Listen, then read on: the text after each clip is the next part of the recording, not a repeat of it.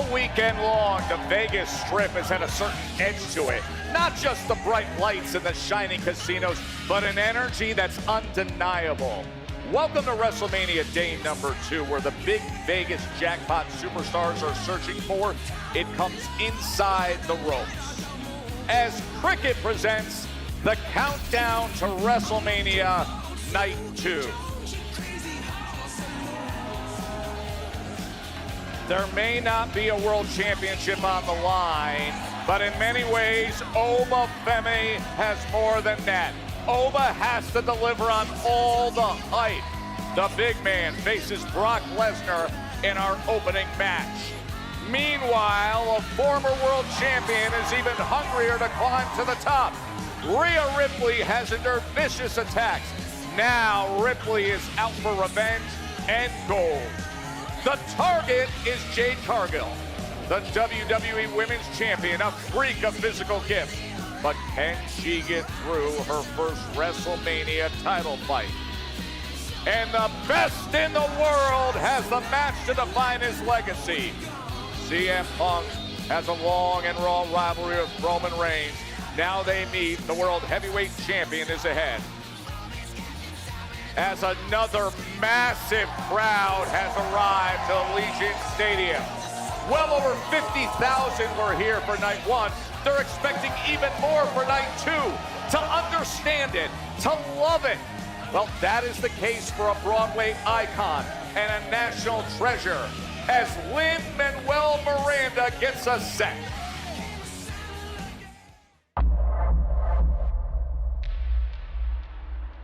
It's something you can't really explain.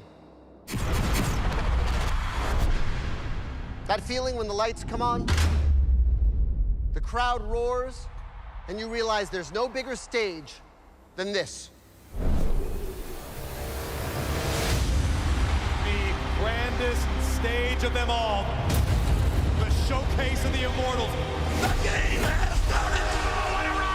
I will give you a show like you have never seen before. The Austin era has begun! No brighter lights, no higher stakes, no louder crowd, and no second takes. It happens once. The eyes of the world are on this tonight. And it's forever. Hulkamania will live forever. Because memories are made in this ring. And we, you and me, the fans, we get to be there for the moments we'll never forget. What a spectacle we got here, Gino. Unbelievable. The greatest thing I've ever seen. We were there when the irresistible force met the immovable object. We were there when it seemed impossible, until it happened. The streak is over. When legends took their final bows. It's over. Goodbye. When Seth shocked the world. Rollins with the heist of the century. When Cody finished his story and made his dad proud.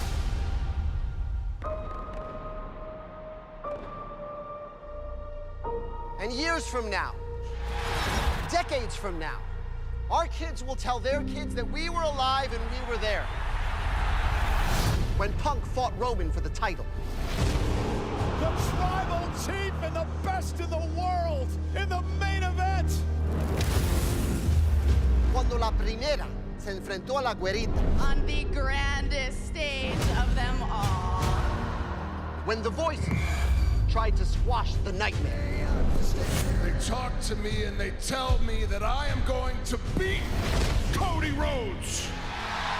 When Jade and Rhea stood face to face. Welcome to the big league. When Oba stepped onto this stage, the biggest stage of them all, for the very first time.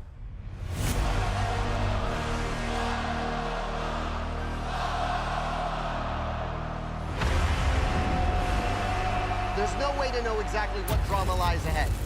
You've stole everything from me. But we know we're here for the pops and the surprises.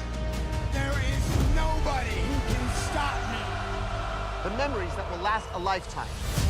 I love that title. I made that title.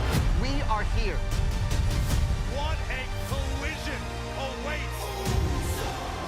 We are alive. No second takes. the greatest live event in entertainment. Lights up! The curtain's about to rise. Welcome to WrestleMania.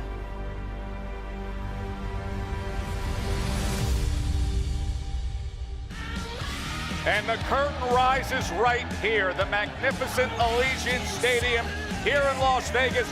We are live for day number 2 as a massive crowd has come out early morning to now high noon as they get set for night number 2. And we welcome you to the countdown to WrestleMania presented by Cricket. Glad you're with us. Joe Tessitore alongside Big E, Corey Graves, and Wade Barrett. Let's get right to it because this is a loaded card. Big E, what's got you most excited today? Look, I came here today to watch the ruler, the one, the man whose name means God loves me, Oba!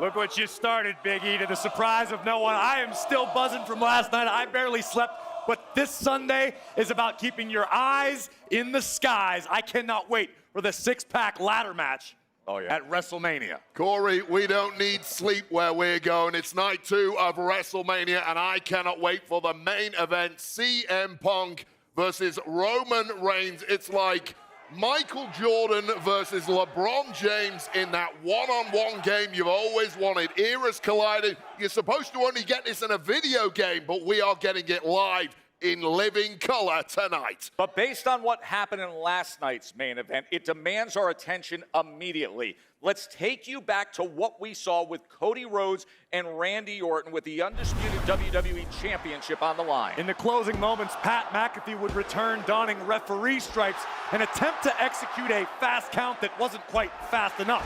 Definitely not for the Viper himself. RKO to McAfee, but it opened the door for the American Nightmare to retain via Crossroads. Now, the great concern is what happened after the conclusion of the match. The title shot to the dome right across that left eye. The vicious punt kick that scrambles the head of Cody, and look at the left eye of Cody Rhodes. This was a scene last night. We also had access later where you could see the extreme swelling. So let's bring in Jackie Redmond because we have breaking news as to the medical condition of Cody Rhodes. Jackie, what do you have? Well, Tess, I'll just start with this. I can confirm that Cody Rhodes is not medically cleared. And after speaking to medical staff, I can tell you the damage from that main event was severe. Afterwards, Cody Rhodes needed 3 sutures to the face and 4 staples to the back of the head. As for the punt that you just showed from Randy Orton, the impact to Cody's orbital socket was so severe that his eye is still completely shut. So again, Cody Rhodes not medically cleared, and his timetable for return as of today, Tess, is up in the air. If I hear anything further, I'll be the first to let you know. Okay, so that's the latest from Jackie Redmond, the situation with the injury sustained by Cody Rhodes. We hope the best for him and a speedy recovery. Now let's get to this Sunday card, and we remind everybody that you can stay right here on the ESPN all day and night at 5 o'clock. It'll also be live on ESPN, but only for the first hour. The entire day and night is on ESPN. It begins with Brock Lesnar against Oba Femi. That is undoubtedly one of the most anticipated matches we have had in a very long time. Is this the moment for Oba Femi? Let's get right to it, get all the reports, found out everything that we need to know. And for that, let's get to our reporters. We're going to start with Byron Sexton. Byron, what can you tell us when it comes to the big opening match? Thank you, Joe. Listen, we know that Oba Femi has had the number of Brock Lesnar for weeks. But after hearing some recent comments that Paul Heyman made to Stephen A. Smith, perhaps Brock actually likes the fact that Oba's had his number. Look, Brock Lesnar is someone who thrives off competition. We saw that as a championship athlete in the NCAA, in the UFC, and in WWE. So if Oba is truly fueling this competitive fire of Brock Lesnar, then the ruler can find himself joining a list of foes who have fallen victim to the Beast Incarnate at WrestleMania. Now, for more on the ruler, here's Jackie Redmond. Well, Byron, I had the privilege of speaking with the legendary Undertaker this morning, so I took the opportunity to ask him what makes Obafemi so captivating. And he said, Jackie, listen, a lot of superstars come in this business with size, speed, and aggression. Obafemi has all of that, but he has the hardest thing to get to, and that is aura. He has the support of the WWE Universe already. He said this kid has caught lightning in a bottle. It is rarefied air. We don't see it every day. We don't see it every year. We don't see it every 5 years. But Taker said what's ironic about this match is that he's stepping into the ring for his WrestleMania debut against another superstar who caught that same lightning in a bottle 2 decades ago in Brock Lesnar. This is a must-see match tonight. It could go down as match of the night. Heck, it has the potential to be match of the year. But when you're getting praise like that from the likes of The Undertaker, imagine what a win over Brock Lesnar will do. With more, here's Peter Rosenberg. All right, guys, of course, the main event tonight, CM Punk and Roman Reigns for the World Heavyweight Championship. I had the privilege of catching up with CM Punk about 15 minutes ago, asked how he was feeling, and I said, have you seen sort of the dynamic people have talked about, that so far you, Punk, have won the battle on the microphone, but there are questions about whether or not you can win the battle when the bell rings. And he said, frankly, I've always been the underdog. Had the title for over 400 days, and yet somehow now, as your sitting champion today in 2026, I'm still the underdog, and I wouldn't have it any other way. Jackie? I'm sorry, Kathy? Well, Peter, I am outside of Roman Reigns' bus, and we know that Roman Reigns feels like WrestleMania is his stage. He's basically synonymous with the main event at this point, headlining the show 11 times. This is his 11th time headlining WrestleMania. But Roman Reigns, I feel like this one is deeply personal for him because it is based on this pure and utter hatred between himself and the World Heavyweight Champion, CM Punk. We've heard those personal jabs from both sides, but Roman Reigns went as far as to say that if he doesn't win this year, he is done with WWE. He doesn't feel like he belongs in WWE anymore. So will tonight be a coronation for him or a reckoning?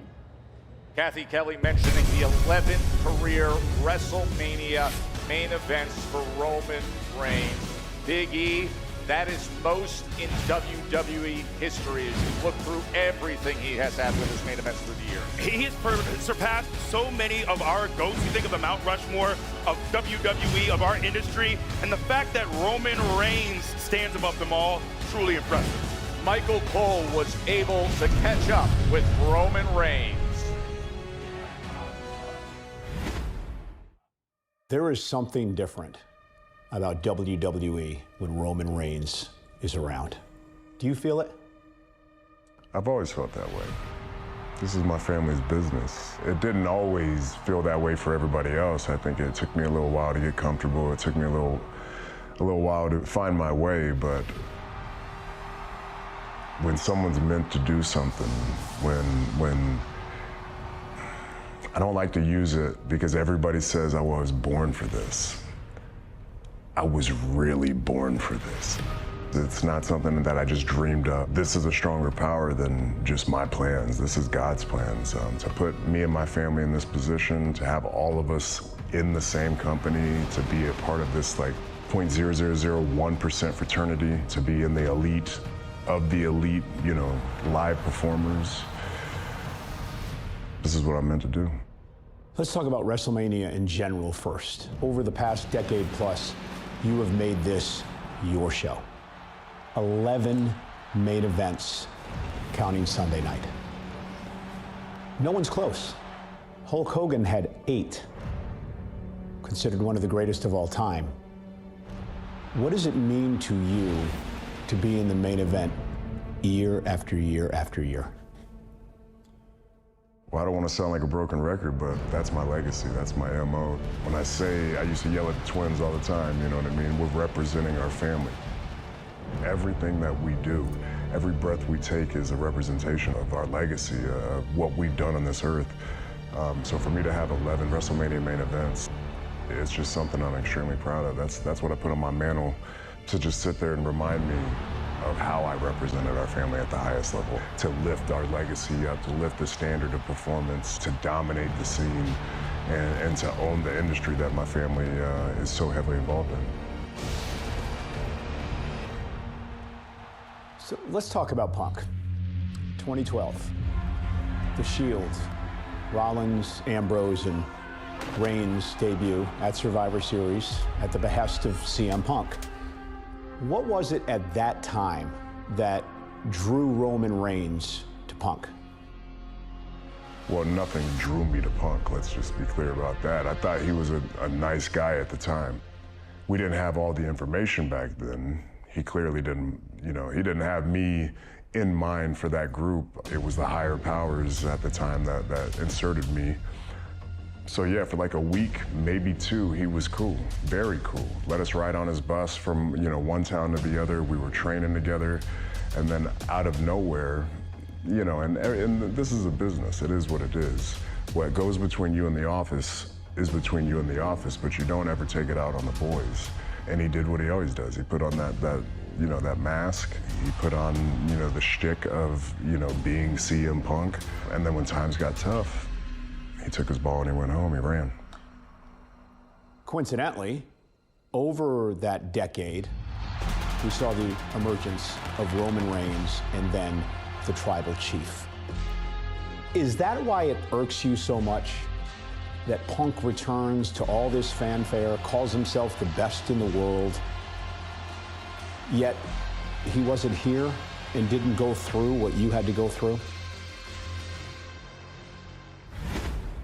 We will hear part two of that conversation a little later on, but a great insight between Michael Cole and Roman Reigns as to the history, the bedrock a bit of this rivalry between CM Punk and Roman Reigns. How much, E, do you think some of that 2012 stuff bleeds into what we see tonight? No, it absolutely does. And Graves, you were there for much of that early start of Roman's career, and you know Punk well. Very well. You also had a falling out with Punk. Yep. Things are healed up now, but I think their history definitely plays a big part into this match. Definitely. I think Roman's looking for a level of catharsis. We heard Roman hint at it without going too in-depth about how Punk leaving made his life so much more difficult. I think Roman has permanently had that living in the back of his mind, and will all come out tonight on the grandest stage of them all. Yeah, it's exactly why Roman Reigns chose to face CM Punk tonight. He had two options. He immediately chose CM Punk because, in his own words, I hate you, CM Punk. It sounds, at least in Roman's mind, that CM Punk Lil Bro'd him back in the early days, and that's never going to sit well with a superstar the caliber of a Roman Reigns who got to the very pinnacle of this industry and still sees himself as the A1 guy here. But Roman has to be very careful not to get overconfident. Yes, this is the main event of WrestleMania. Yes, over 11 years, this has become Roman Reigns' house. But CM Punk is the kind of guy who will walk in your front door, open your refrigerator, and take what he wants for himself. And that could make all the difference, because if Roman is already looking past CM Punk, it's going to be a bad night for the Tribal Chief. And look, we all know this is a business of big egos, especially at the very top. That's what this is. These two see themselves as alphas. They want to prove that here tonight. We're going to have much more when it comes to the conversation with Roman Reigns, as well as seeing the other side of this as well, as we continue on here with the countdown to WrestleMania day number 2. That second part of Michael Cole's conversation with Roman Reigns will be coming your way. We dig deeper into the World Heavyweight Championship, and then CM Punk himself is going to sit down and tell you everything you need to know. That is still ahead.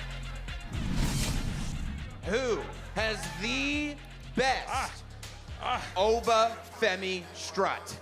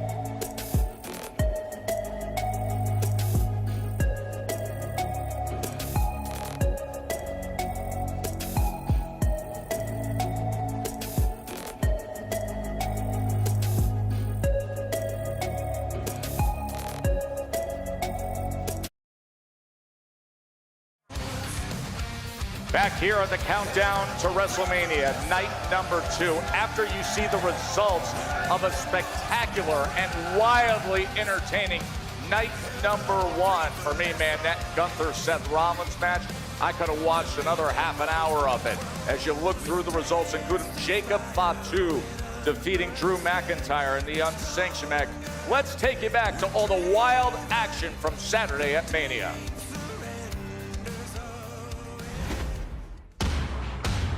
For the second straight year, over 50,000 WWE fans are at Allegiant Stadium, now hosting the greatest spectacle in all of live entertainment. Welcome to WrestleMania! You never thought you'd see a moment like this. Now you're making money, but you're not on the list. No one's taking credit without taking the risk. You couldn't believe me! A WrestleMania moment for speed. I called in old friends. Paige, she's back! Paige and Brie with the top titles.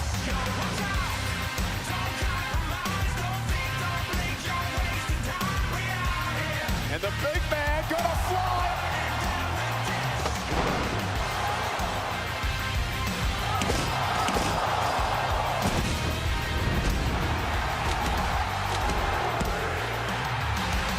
Line and sinker for the fortune and fame. Molotov cocktails on the brain. Lightning in a bottle never strikes the same. So call me Rocksteady, give me 4 on the floor. Now it's getting heavy when it rains. Into the exposed turnbuckle. Becky Lynch on top of the world.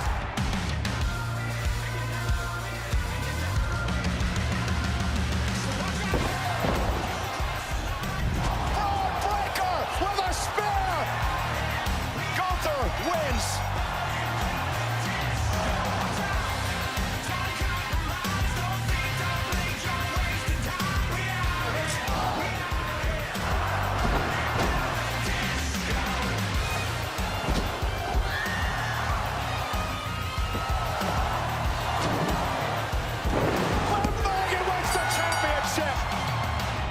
In a match that has been building for 20 years.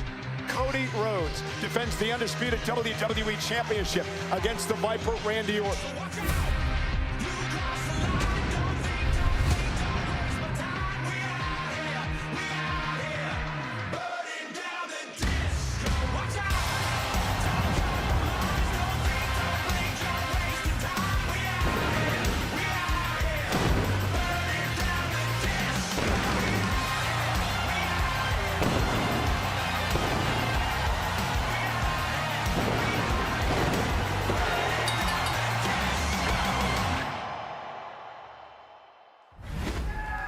And that was only half of what you're getting this week. And all right, let's get to it. E, what stood out to you night 1? Unsurprisingly, Seth and Gunther absolutely delivered. You know, I could have, like you said, Joe, could have taken another half an hour of that match. It's a shame we didn't get a clean finish, but I'm also intrigued to see what happens between Braun and Seth moving forward. Well, you guys know I love a good WrestleMania surprise. How about the return of Paige to WWE and brand new women's tag team champions? What a moment. You guys were standing right beside me. I had a lump in my throat. It was awesome. It was absolutely awesome. Yeah, 2 very cool moments right there. I'm going to go with the iShow Speed Splash. Wow. I think there was always going to be a little tension between our 2 big streamers, Logan Paul and iShow Speed. And iShow Speed clearly wanted to steal the show and use Logan Paul as his victim, flying skyward, coming crashing down hard, boom. And I think we would all be remiss if we didn't mention the great news that was spread. Bianca Belair and Montez Ford expecting awesome. a baby. What an awesome, awesome moment God to share bless with the world. That was great. Listen, anytime you come out of a major event like that, there are winners, and then there are people who are winners because perhaps things in their career took a big step forward. They had that kind. Who were the winners in your eyes, Biggie? I'm going Becky's ego. It's going to need its own locker room. Look, but she beat the standard bearer of the previous generation. And look, I know that AJ Lee has all the 3 previous victories over Becky, but doing it at WrestleMania, Becky getting it done at WrestleMania, Can't be done. You feel she came out a really big winner yesterday? Absolutely. Yeah. And E, you mentioned him a few moments ago, Braun Breaker. Yes, Braun spoiled one of the best WrestleMania matches of the weekend between Seth Rollins and Gunther, but the world is talking about Braun Breaker, a young man who missed WrestleMania due to injury, yet still managed to shock the world and put his name on everybody's lips. Let's show you the moment yesterday. This was Braun Breaker at the end of the Seth Gunther match, really deep into this match, and 75 yards of a super spear, Barrett. Boom, right on the midsection, and Seth Rollins already heavily beaten down. Sent another message there from Braun Breaker, and it's going to be interesting to see where that goes in the future. But my winner of the weekend so far has to be the lovely lady, Liv Morgan. Everyone comes to Las Vegas to get lucky. Liv Morgan has a hit song, Trouble, Trouble. I've been dancing to that all weekend long. It's the guy to your right hand you got to worry about. She won the World Championship against Stephanie Vaquer, and then how does she celebrate? In the City of Sin, no doubt committing several sins with the most handsome man on the planet, Dirty Dominic Mysterio. Liv Morgan, you are one lucky woman in more ways than one. Congratulations. There was a near sinful scene on our set last night with one. Social media put in job offers out of it. Put in Corey Graves and Liv Morgan dancing on social media. It'll explain everything. Other winners, of course, this weekend. Let's have this conversation. That is the youth movement in WWE, because this really is a WrestleMania where you're seeing the next generation, including Lash Legend. We've known for a long time Lash Legend has the tools to be a major player in WWE. Since aligning with Nia Jax, the world is finally finding out what Lash Legend is capable of. This woman is just getting started in her career, and I think it's going to be filled with gold and success. Now, look across the board as to the youth movement in WrestleMania. We're going to see Javon Evans today. Javon Evans is 21 years old, and these are the WrestleMania debuts that we are highlighting. This outstanding rookie class of young talent. Booker T recently had the opportunity to sit down with Javon Evans, Trick Williams, and Lash Legend prior to what we just saw in losing the titles yesterday. All right, guys, here we are. We are. WrestleMania. Yes, sir. I remember my first one, WrestleMania 18, Toronto, Canada. And the question is, I'm gonna start with you, Javon. 21 years old. How overwhelming is this? Or is it overwhelming? Oh, no, I'm nervous, man. Yeah. You know what I mean? I'm nervous. Honestly, I think I'm just so excited. You know what I mean? I think the emotions is gonna hit when I walk out. We worked for this moment, you know what I mean? This is the first of many. Oh no, bro, I'm hyped, you know, my big toe keep wiggling. You know what I mean? Can't stop, I don't know what's going on. It was about right. Oh, there we go, you know what I mean? So, What's up, okay? Trick, your confidence has been off the chains. I mean, the crowds, they've been buying in as far as the music go. You know, whoop that Trick. My question to you is, are you the next big superstar in the WWE? Are you that guy? I'm gonna tell you this. I've been through the ups, I've been through the downs. People don't understand how much I sacrificed to be here, how much I love what I do. As far as being the next big star, that's up to the people. I can't choose that.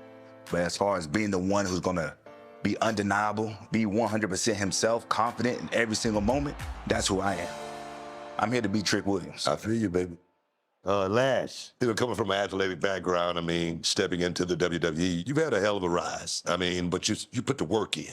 At the same time, coming into the main roster, becoming tag team champions with Nia Jax, that had to be pretty awesome for you. First WrestleMania, how you feel? I feel like everything I was wanting for so long, once I stepped foot in this business, anything that I did, I would go hard at it, and I got the reward instantly. I learned a lot of patience. I need to wait, just wait, and plant my feet in the ground and just grind until it's my turn to shine. And so as soon as I did that, everything took off for me. I got caught up. You know, I got caught up. I got to be paired with the irresistible force, Nia Jax. And I'm walking into WrestleMania officially on the main roster as the champion. Coming to you, Javon, IC Championship ladder match. Yeah. What are you going to do to go out there and capture that moment in front of all these people? I'm going to try to stand out. I don't want to just do moves and flips just because I want to do it, you know what I mean? Or it makes me look cool, you know what I mean? There's a goal on the line. I have the opportunity to be the youngest IC champion in WWE history. To, make history and break a record is to climb up the ladder and get the title. Trick, you're in a very, very unique position, going against Sami Zayn for the United States Championship. A championship that I brought to the WWE. That's right. That right there. So talk to me about that situation and this being your first WrestleMania and it being for the United States Championship. Just to think, 4 months ago, we was kicking it at NXT. 4 months later, I'm at WrestleMania, the biggest show of them all, the biggest stage, the brightest lights. I get to show everybody what I'm about. Against Sami Zayn, the gingerbread man. Yeah. He doesn't believe that I belong and everything, and I ain't been in the business long enough to understand what's going on. Like, I'm an accident, like I accidentally just popped up to WrestleMania, and people just accidentally chant whoop that trick. On an instrumental song, I never told nobody to whoop that trick. Everybody who ever said it was because they wanted to. And that's what's gonna happen. Night 2, Sunday, when Trick Williams is the United States champion. Let's talk about it. Oh, yeah, I love it, man. Just one last thing, guys. Can I get a WrestleMania on 3, huh? Here we go. Come on now. On 3, 1, 2, 3, WrestleMania! Oh, yeah! And that group is going to be saying WrestleMania for many years to come. These are the youngest WrestleMania debuts. You see Javon Evans there at 21 years old. By the way, speed yesterday for a guy that's not out doing this week after week at 21 years old to have a spot like that. Good for I Show Speed. Now let's continue this conversation here. Every time I see Javon Evans, I just see this joyfulness that only comes along with a certain youthful stage of life where everything's right. But the guy does nothing but smile. Yeah, and this business will knock that out of him quickly. And before he knows it, he will be as miserable as old Bad News Barrett. No, it's infectious, though. It absolutely is infectious. And he says, look, don't call me Jeff Hardy, the next Jeff Hardy. Definitely don't call me the next Kofi Kingston. I'm carving out my own lane. I think Javon, really, this match it's designed for him to really show out, to put on. I am so excited for his future, and I think he's going to have arguably the best performance of the night here tonight. Yeah, I can't wait to see what Javon is going to be capable of in the ladder match confines. I want to talk about who we're kicking off the day with, Oba Femi. He's young. He's looking like he's shaping up to be one of the most dominant forces WWE has seen in a long time. The people seem to be fans of the ruler. I just can't wait for that clash to get underway. Don't try to talk over him, Bad News. We're not going to win this one. Listen, anytime you talk about rising stars, next great ones, youth that's emerging to be title contenders, this is what we've been hearing all weekend long. A reminder that coming up, your very first match will indeed be Oba Femi against Brock Lesnar right here on the ESPN app, as well as on linear ESPN coming up at 6 p.m. Eastern. Now, the United States Championship will be contended against one of those stars on the young debut list. Sami Zayn defending against Trick Williams.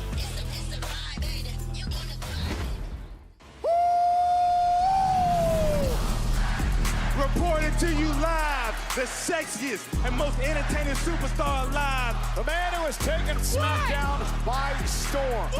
Trick Williams has finally arrived. Let's talk about it. I'm 6'5", 8 abs, 3 chains. Put my 2 lemon pepper steppers on. Mr. Whoop That with Lil Yachty by his side.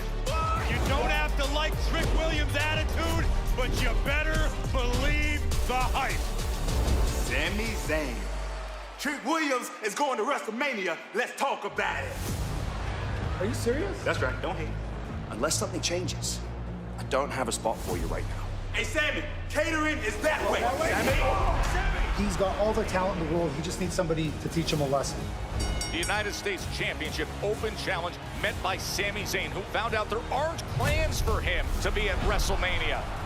What is Trick Williams? Wait up, hold on. Oh, a big right hand! It was aimed at the jaw of Sami Zayn. Sami Zayn has it! You got your spot at WrestleMania. You're going to defend that United States Championship against Trick Williams. Sami Zayn, the gingerbread man. I'm going to beat your ass at WrestleMania. Let's talk about it. When you deal with me in this ring, you are dealing with the best of the best. Sami Zayn, you sound like a hater. At WrestleMania, there will be a new United States champion. All I see is a little punk rookie. There's nothing in the world that I will not do to get that United States Championship. At WrestleMania, we're gonna find out real quick if you can walk the walk or if you're just talk. All right, I am here with Trick Williams and Lil Yachty. Trick, I gotta start with you. You're here now. We've talked about it for a while, but the debut at WrestleMania is finally upon us. How are you feeling emotionally day of? Man, I'm feeling good. I'm feeling great, man. I'm on cloud 9, looking like a cloud, all white on. I am the anointed one, man. This is my first WrestleMania. Let's talk about it. All right, yeah, we hear the crowd outside already chanting, whoop that Trick. You know the vibes today. Yachty, the only thing you and I talk about basically is wrestling, and you are here at WrestleMania. This is a dream come true. How are you feeling today? I'm feeling like money, blessed, you know what I'm saying, with the anointed one. So we're here, you know, we're gonna step all over Lemon Peppers, and we're gonna show them, you know, what it's supposed to be. Trick, and for you to be here at this debut moment and have Yachty, the star that he is, come through and show the support, well, what does that mean for you? And this is my boy, man. He came through. He wanted to be great. Trick Williams wanted to be great. We came through, and that's exactly what we did. We right here at WrestleMania. We're here to represent the culture. We're here to make history and walk out as champions tonight. Trick Williams and Lil Yachty, Sami Zayn, it's going down tonight. Good luck, Tess. Back to you. Peter, and when it does go down, you know Trick Williams will be in that signature long white fur coat with one of the great entrances that anybody's had in recent years that has taken over. So much so, how popular has Trick Williams become in such a short time since joining the main roster? Well, here it's almost 80 degrees in Vegas. It's the middle of the day, and our fans have gathered, including a little girl in a Trick Williams white fur coat. Look at her right hand there. Look at this, Corey. Not just the fur coat. I see some lemon pepper steppers on She got the lemon pepper well. steppers on. She is styling. We have little girls wearing lemon pepper steppers and white fur coats. Trick Williams, you've made it. Let's get into this U.S. Championship match. Obviously, I mean, we've had the gingerbread man. We've had all the interaction between Sami and Trick. Where has it landed for you? You've been prepping, getting ready to broadcast this thing. Yeah, I mean, you couldn't get two more contrasting superstars in personality and in background. Clearly, Trick has caught the imagination of the world. He has the aura, he has the cool factor, he has the great physique, he has the outfits that we just talked about, and he has the belief of even the rap world. Now, unfashionable perhaps is Sami Zayn, but Sami Zayn has a massive edge on in-ring ability and experience. The question is tonight, can Trick Williams meet the moment here under the brightest of spotlights against somebody who is unarguably one of the best bell to bell? You know, what I find really fascinating is I feel like in many ways, Sami Zayn has been lost in so much of this. There's been so much discussion, and rightfully so, about the meteoric rise of Trick Williams. But let's not forget, not that long ago, Sami Zayn main evented a WrestleMania. He was such a bright spot in the bloodline, truly one of the greatest to ever do it in our industry. So let's not forget about that. My question is, so we've seen Sami, I think, be a little rattled by the crowd, maybe surprised at the reception that Trick has got and the reception that he's received as well. It's an unfamiliar feeling for Sami Zayn to not have the WWE fans behind him, but it's not the first time that's happened. Sami has succeeded at a very high level while being a quote-unquote villain to the WWE Universe. Once upon a time, Sami called himself the master strategist, and that's where Trick Williams has to be careful. Yes, we know Trick has the size, he's got the speed, he's got the swag, but Sami Zayn lives and breathes this business. If Trick makes even the slightest mistake, Sami will make Trick pay and perhaps leave Las Vegas still champion. Just real quick, how do you think they react to him tonight, Sami? Oh, I think let's ask them. That's what I expect tonight. It's going to be pro-Trick. And I get it. He is so wildly entertaining. But let's not forget what Sami brings to the ring. Just listen to him.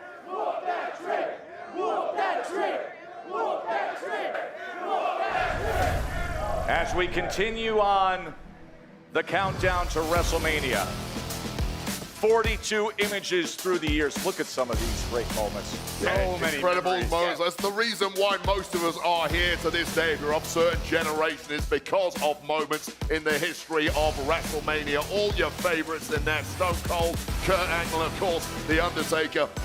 Growing up second only to Christmas morning was WrestleMania. It still feels the same way. What an important part of all of our lives. Something that's brought us all together and given us countless moments and memories. No, it's also special. WrestleMania 29 in New York at MetLife Stadium. That was my very first. Going back there for Kofi Mania, truly incredible. And now we arrive at 42. Oh, Braun Breaker gets the image for 42 come up Saturday night. Look at this scene. They're expecting well over 50,000 tonight at Allegiant Stadium.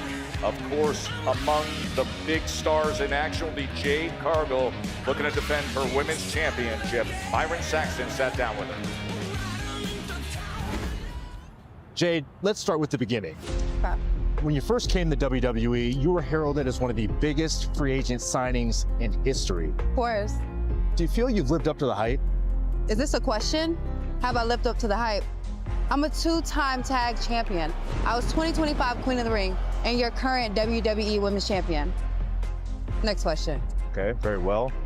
Late last year, you had a tweak in your attitude. The storm has snapped. That led to you becoming virtually unstoppable as the WWE Women's Champion. If you could compare the Jade Cargill of then to present day, what's the major difference? I'm doing my own thing. I tried to abide by the rules at first. Something inside of me was telling me the whole time, you know exactly what to do. And when I did that, I got my way, and look at me now. Well, we'll all be looking at you at WrestleMania as you enter now your third WrestleMania. And let's face it, in the past, you've been very impressive, undefeated so far. However, this time around, you're taking on Rhea Ripley, who has a lot of similarities to you, whether it's strength, whether it's size, whether it's endurance. I know it's probably hard for you to say something positive about Rhea, but if you could, what's the most impressive thing about Rhea Ripley? Did you say something? When you look at Rhea Ripley, what's the most impressive aspect of her? Her makeup. I think her makeup is so impressive. Other than that, nothing. I'm tired of you talking about Rhea. Can we move on to the next question? This entire interview should be about me. Let's talk about you. Yes. Let's talk about something you've actually said. And I quote, "I'm not here to make friends. I'm here to make money." You said that. I did. But when you make a public comment like that, are you surprised why people don't see you as a locker room leader or someone that others can rally around? Did I ever say that I came here to do that? No. I'm here for the admiration, the haters, and to continue to be richer. How about your new cohorts, if we can call them that? BFAB, Meechin. How did that whole relationship come to be? And is it a friendly association or is it just business? Business. We're allies. And they said, hey, we see your vision and we want to join that. And that's exactly what they did. It's more of allies. We're tired of the BS and we just want to take over. Well, you have your allies, but Rhea Ripley also has an ally in her best friend, Io Sky. Congratulations. Even though you do have the numbers advantage, does it give you pause to know that Io Sky has Rhea's back? Didn't I just beat Io Sky last Friday? Yeah, I did. I'm not worried about anybody. I'm Jade Cargill. I look like money. I walk like money. I talk like money. That's what I do. Last question. Okay. Yeah, make it quick, please. Okay, I'll do my best. Time is money. So you're heading into WrestleMania. Yes. As we mentioned before, you have undefeated at WrestleMania, but you're facing someone in Rhea Ripley who has proven herself on the grandest stage of them all year after year after year. Knowing that, and knowing that respectfully, you haven't had that high-profile match where the brightest light has been on you, how are you this confident heading into your match against Rhea at WrestleMania 42? It's not my first rodeo. I'm about to be 3-0. I take down champions all the time. Previous champions, current champions. I don't care what you've done. I think she's great in her own right. But like I said, I'm Jade Cargill, and I'm that. I think when Byron heard last question, he was actually saying, thank God. Under attack from Jade Cargill. We'll have much more on this match coming up a little later on. That is the Women's Championship. Jade against Rhea here For now, let's go to the face and voice of NXT, Vic Joseph. Thanks, Joe. This segment presented by Cricket. You can already feel the excitement because I am with Joe Hendry. Joe, a year ago, you made your debut in Allegiant Stadium, WrestleMania. You made history. You also went one-on-one with Randy Orton. But what has this last year been like for you? This year has been a whirlwind. You're right, last year at WrestleMania, I got to face Randy Orton. And since then, I signed with WWE and I won the NXT Championship. But, thank you, here's the thing. I don't know if any of those things happen if I face last night's version of Randy Orton. Well, that is very true. When we talk about the past, let's talk about the present. This Tuesday, what's your message for Keanu Carver ahead of NXT Revenge? My message for Keanu is, you think you can do this to Joe Hendry? Mark my words, Tuesday, I will get my revenge. Seems like you have a lot of believers here, Joe. My final question to you, and I don't want to get too personal, but what is next for Joe Hendry? You know how it works. Say his name, and he will appear. Well, Tess, it seems like we got a lot of believers here at WrestleMania. A lot of those believers there, Vic, in the Cricket fan zone. Of course, just down the street at WWE World, the fans have been loving everything all week long, all the exhibits, all the interactive times with superstars left and right, including celebrating Oba Femi and the Strut, Chewy Martinez with more. Who at WWE World has the best Oba Femi strut? Intensity, the eyes. Are they sweating?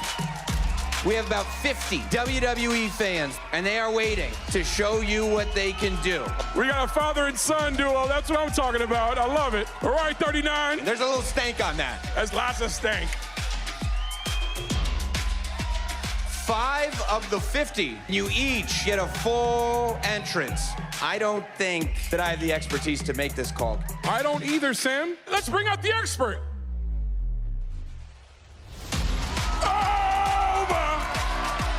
I'm the winner of the Oba Strut competition. Number 39. Man, this is for all the little boys that look like us. It means everything. By the way, Oba's accent and the way he just enunciates everything, it fits very well with a guy that would have that strut. Just the way he presents that there. This thing has gone like wildfire, and it's multi-generational. You could have the older folks doing the strut. You could have the young kids doing the strut. Yesterday at Allegiant Stadium, you looked around and it was reminiscent of the Yeet movement. Last year, it was everyone in the stadium yeeting. Yesterday began the Oba strut. I can only imagine what today is going to look like as the ruler makes his entrance down that 75-yard ramp. This place is going to be rocking and ready for battle. That's a good point, because sometimes when you see him, if it's a shorter ramp, a shorter entrance, people get disappointed. Here he's got 75 yards of strut. He's got plenty of space to strut. What I love is I knew Oba when I saw him in NXT. I knew he was going to be more than fine. But what has really impressed me is seeing the way that fans have taken to him so quickly, especially being up against Brock Lesnar. Usually it's like 50-50 at best, but man, they are firmly in Oba's corner. People are believing, and sometimes it's not what you do, it's the person who does it. I feel like if I had walked down the ring doing a strut like this, I would have been laughed out of town, but there's something incredibly intimidating when Oba Femi does it. People believe that this guy really is the future, and I'll tell you right now, Oba Femi slays the beast. Are they saying do it? Do it, guys, hit the music.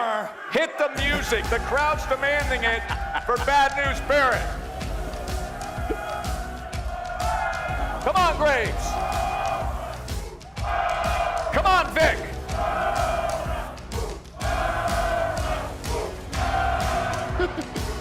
The ruler, the destroyer, the bringer of war, the mountain that you cannot climb, the mountain that cannot be conquered. Oba and Lesnar, 6 p.m. Eastern. Still to come on the Countdown Show. WrestleMania 17, the 25th anniversary, and the second part of our Triple H interview coming your way. Roman Reigns. This has to be top shelf. You feel like this will go incredibly unprofessionally at any moment. In the lead up to WrestleMania in Las Vegas, WWE spent the week with local organizations honoring them as community champions. The organizations empowering young men, providing positive role models and strong community support. Those standing with veterans and their families to combat homelessness through housing, support, and advocacy. Or the ones helping people of all ages grow and thrive by promoting healthy living and inspiring social responsibility. And those supporting service members and their families by providing care, resources, and community. Join WWE in honoring King of Jewels, U.S. Vets Las Vegas, YMCA Southern Nevada, and USO Southern Nevada as WrestleMania's community champions, driving real change across Las Vegas.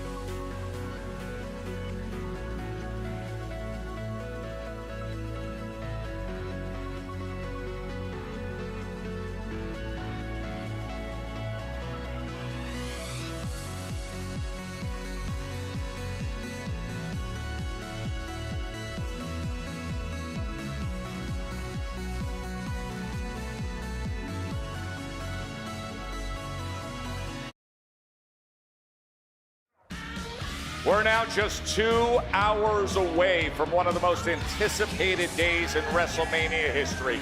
WrestleMania 42, that will be capped with the World Heavyweight Championship, CM Punk and Roman Reigns. And the man who's been making history for 25 years, applying his voice and storytelling to all of this, is the incomparable Michael Cole. Good afternoon, Cole. Thanks, guys. I cannot wait to be at ringside again tonight with Wade Barrett to call all the action of WrestleMania Sunday and that main event of Roman Reigns and CM Punk. I'll tell you, this match may be up there with some of the greatest main events in the history of WrestleMania. There's a lot of debate out there about what the best WrestleMania of all time was. WrestleMania 17 always seems to be at the top or near the top of that list. Think about the matches on this card. The Undertaker taking on Triple H, a TLC match, Mr. McMahon and Shane McMahon, and of course, the main event, Stone Cold and The Rock. Roman and Punk, Cody and Randy, Becky and AJ. Actually, they all begin with the real-life story of Vince and Ted. We just want to be as successful as Vince is, and then we'd like to, you know, kick his butt. I would suggest that a lot of it is personal with Ted Turner. Their savagely entertaining Monday Night Wars ended March 26th, 2001. That's right. I own WCW. If the end was sudden, the question remained, what had it wrought? Well, for starters, 6 nights later, maybe the greatest WrestleMania ever.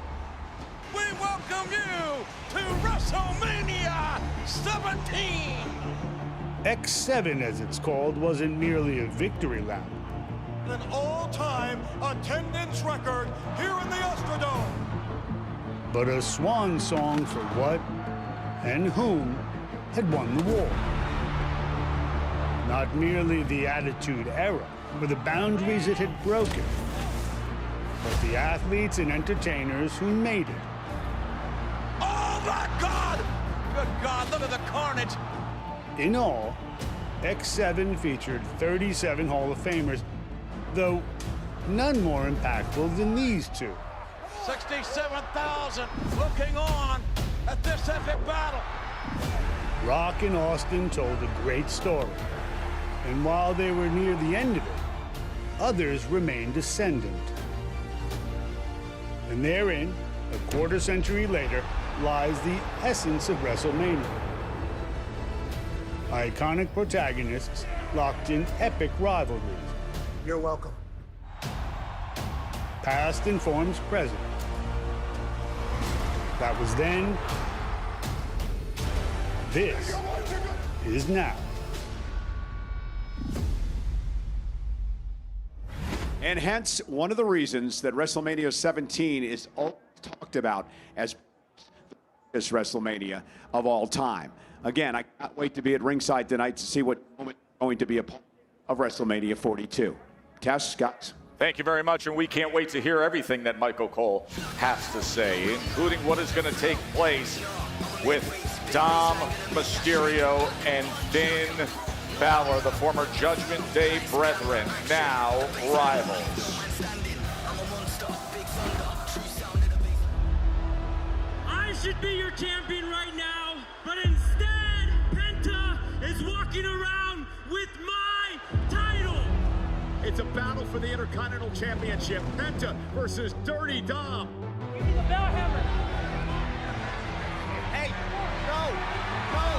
Let him do it himself, man. He wants to do it by himself. Let him do it by himself. The voice of reason there. And look out, Penta taking out Judgment Day.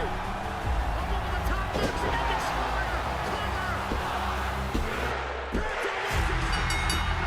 And we all know whose fault it is. Finn Balor. Are you done, Dom? You finished? For 2 years, I've been trying to guide you. But the more I try to lead you, the more I realize that maybe you are just a spoiled little...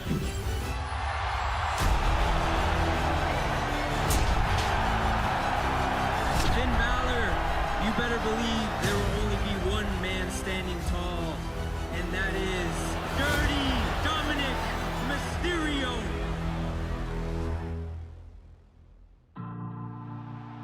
Congratulations, boys. That was a hell of a beating. But you know, maybe I brought it upon myself. See, I wanted to do this the easy way. But what should I expect from you when I'm the one who showed you how to play dirty?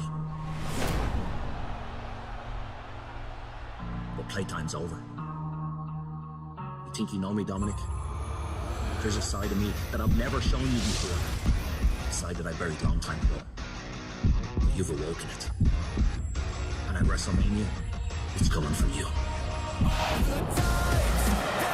For the first time in 3 years, the Demon returns versus Dirty Dominic Mysterio. 'Cause you can kill what's already died. Adam, I don't understand why you keep doing this to me. What's your problem? Are you jealous of my hair? I don't get it. I should not be having a wrestling match against the Demon. The contract said Finn Balor, not the Demon. So I don't get what you're— Dom! You're right. I know! I can't believe I just said that. That's what I've been saying this whole You time. should not be wrestling the Demon. You are Thank you. correct. Thank you. You're welcome. In fact, you are not wrestling the Demon. You're having a street fight. No, no, no. You can't keep doing this to me, Adam. I'm the greatest Mysterio of all time. The AAA Mega Campeon. Listen. Oh. Hey, not Eddie, this is fair. awesome. This is awesome. I pop like crazy for the Demon alone. Now a street fight? This is the AAA Mega Champion. This is Dirty Dom, El Masucio de los Sucios. That's right. This is unfair. It's bad. It's absolutely what should be happening. How do you figure? Absolutely. Because it serves the fans. You guys want a street fight? We got the Demon. We got a street fight. I can't wait. Look, if I'm Dom, I'm saying this is a great sign. Look, Judgment Day interference all day long. I think in many ways this could tip the scales for Dom. We'll see. Now, let's get into the conversation when it comes to breaking down this match. I mean, now that it's a street fight, it takes a little bit of a different angle.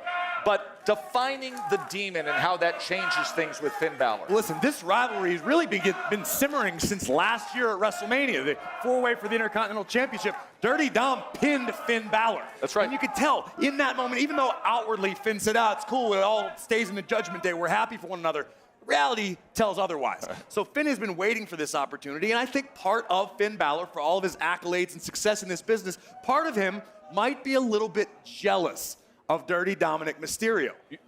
And tonight is an opportunity for Dom to show the world that he is who he says he is, the king of the luchadors and the greatest Mysterio of all time. Look, I think Dom has a lot to prove here tonight, but I think this is a conversation we had last night. Look, Dom might be very familiar with Finn Balor. He is not familiar with the Demon. See, I disagree. I think Dom knows the Demon better than... Here's why I think Finn made a mistake. Finn Balor showed his hand. Finn Balor let the Demon out a bit prematurely. We've had hints for weeks now that the Demon could arrive.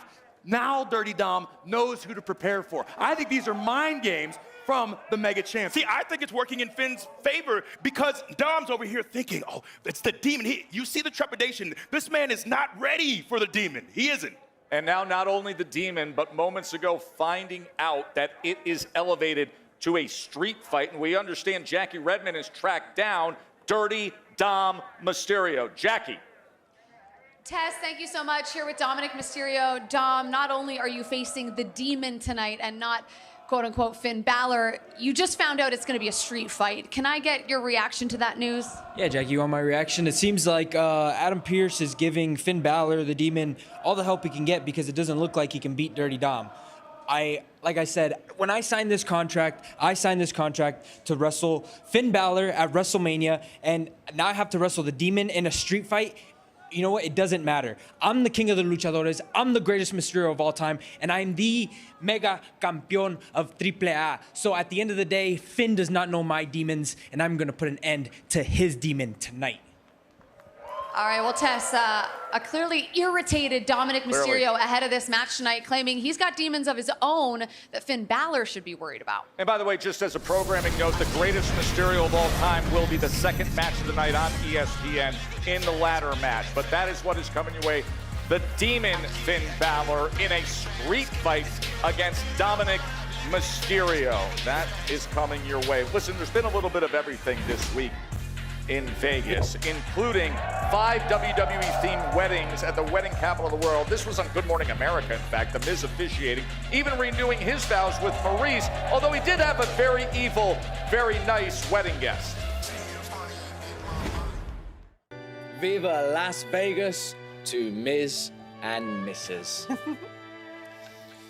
Maurice, I've had a lot of great things happen to me in WWE, but by far, the best thing that's ever happened to me here is you. And I just want to say, who the hell do you think you are? Oh, hi. Maurice, how are you? What the hell are you doing? What is that? I thought the Miz was going to tell you that Danhausen's his new mentee. He's part of your family now, and he's going to be moving into your mansion. Who's that? Oh, I'm Danhausen. I'm the ring boy, I'm the best man, and I'm the maid of honor. No, you're not! You are not the mentee! You're not a part of this family! You are nothing! Oh. Do something! Yeah, do something. You may now curse the bride. Oh, okay. You are cursed! There is no curse! Yes, there is. It's a wedding! It's a wedding! This is toxic, toxic, toxic! I want a cake.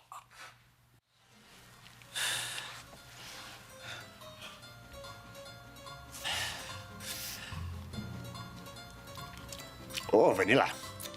Okay, I'll see you guys later. See you at the honeymoon!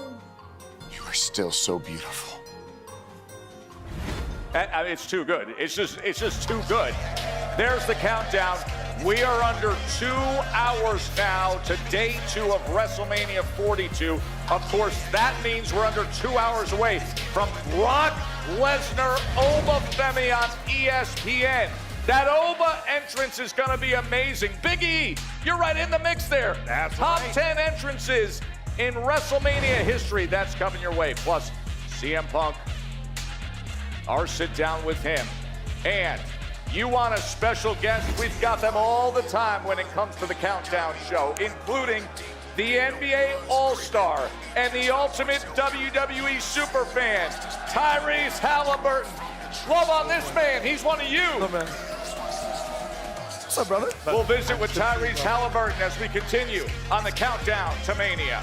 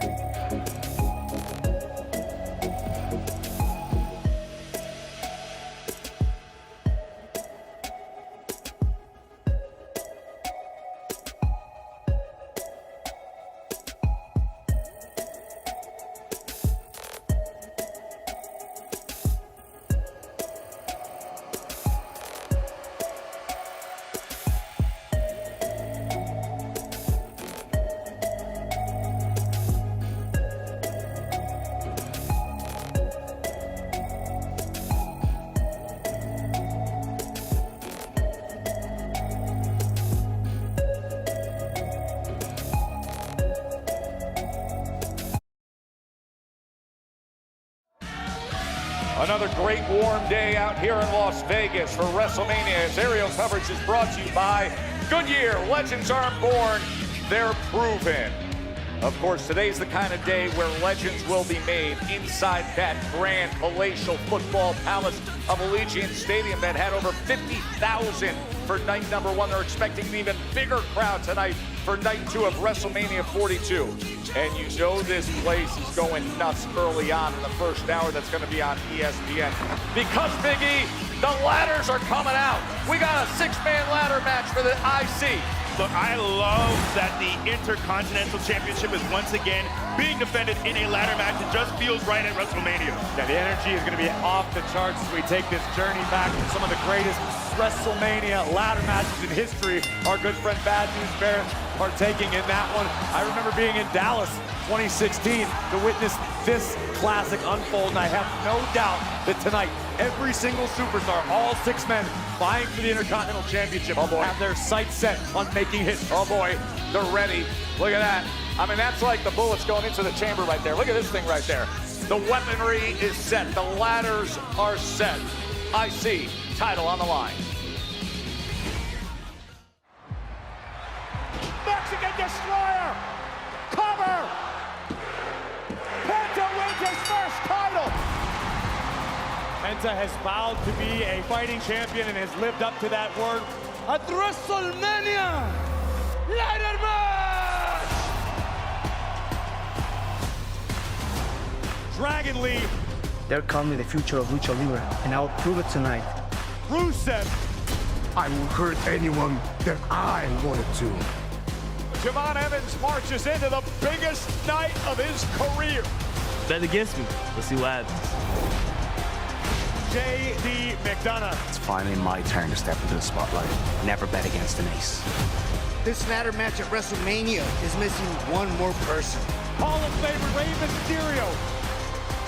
Porque yo soy Penta El Zero! The Intercontinental Championship being defended in a ladder match on the grandest stage of them all. The stakes could not be any higher. The 6-pack ladder match in WrestleMania.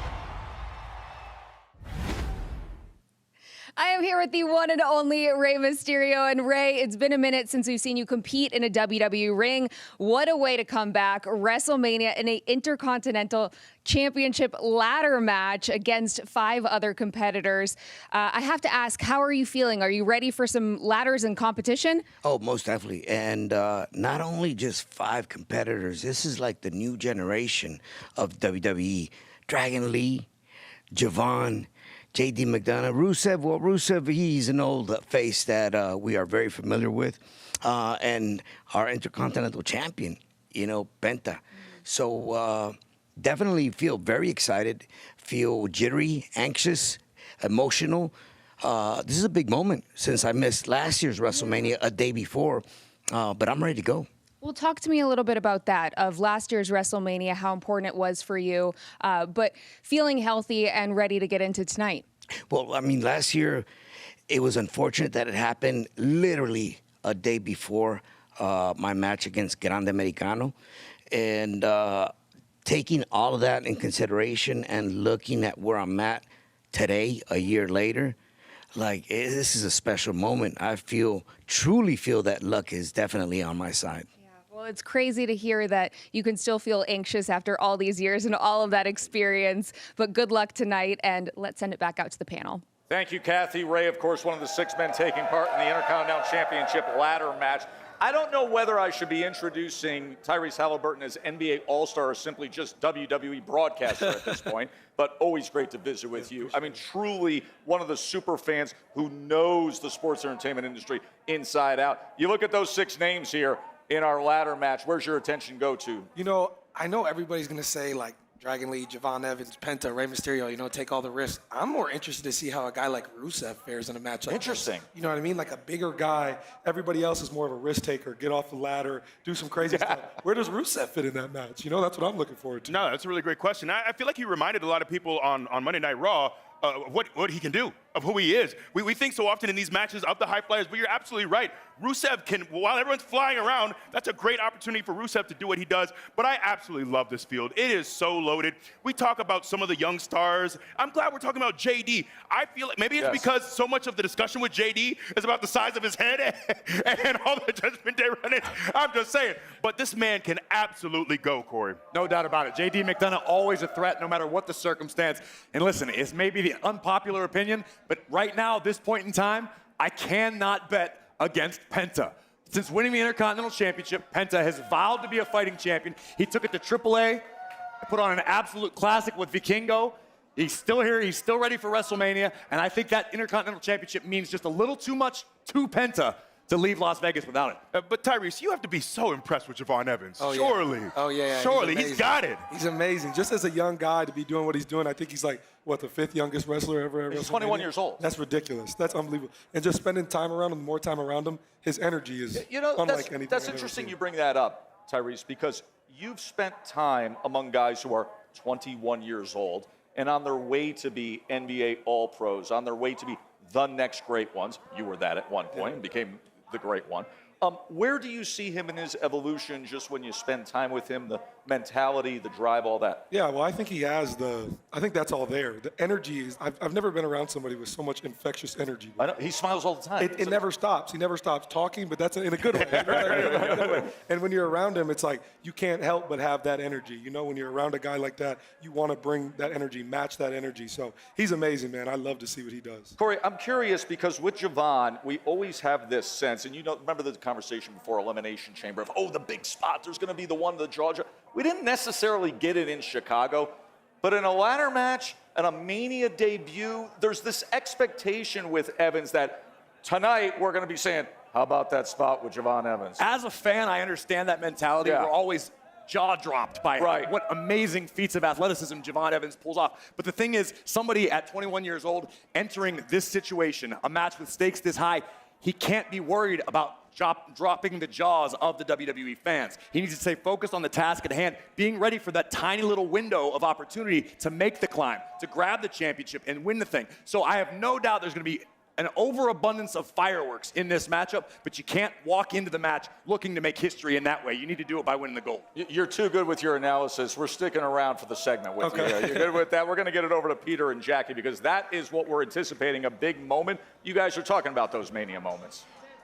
We certainly are, Joe, and we are inside Allegiant Stadium. Fans are starting to come in. The energy is starting to get bigger and better. But you're right, you guys are talking about the potential for Javon Evans to have a WrestleMania moment. And when we look back on WrestleManias, that's what we talk about, right? And everyone has different favorite moments. Well, what is Jackie Redmond's favorite WrestleMania moment? Well, listen, Rosenberg, I'm a Canadian gal, and in Canada, you could actually, when I was younger, you could pay to go to the movie theater to watch WWE PLEs at the time pay-per-views. And so the first WrestleMania I ever saw in a movie theater with my big bucket of popcorn was WrestleMania 2000, McMahon in every corner. Oh, yes. I like that. For me, it's just personal, right? Like going to the theater without my parents, watching WrestleMania, rooting on Stephanie McMahon, who was in the corner of Triple H. Like, if that to me is like the start of my real, true, like wrestling fandom. What I love about that is you chose WrestleMania 2000. Definitely not a traditional pick. Mine but I'm not a traditional girl. No, you're so. not. Mine is almost cliched in that it's,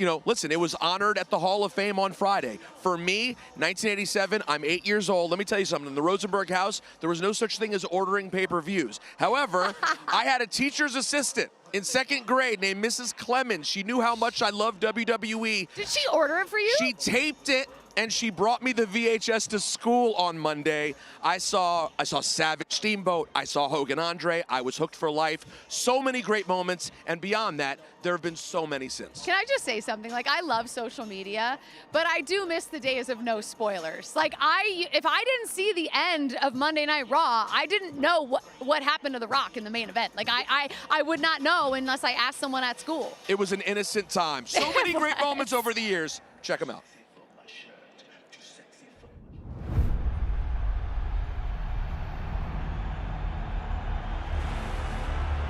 We're seeing the greatest spectacle in wrestling history right now. Hulk Hogan's gonna bury him. Ladies and gentlemen, welcome to WrestleMania.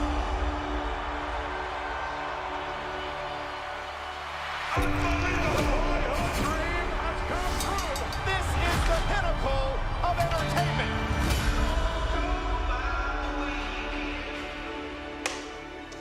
Oh my God. Oh man. Wow. Ooh. I mean, my God. Let's see. Ooh. I got a lot of them. When I think of WrestleMania, I think of Roddy Piper, Burt Reynolds, Aretha Franklin. WrestleMania 9, Yokozuna versus Bret Hart.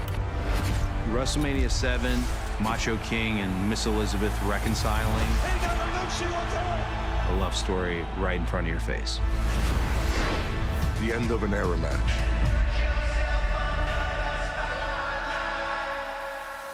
The Rock versus Hulk Hogan. You could literally feel the arena split in half. Goosebumps thinking about it.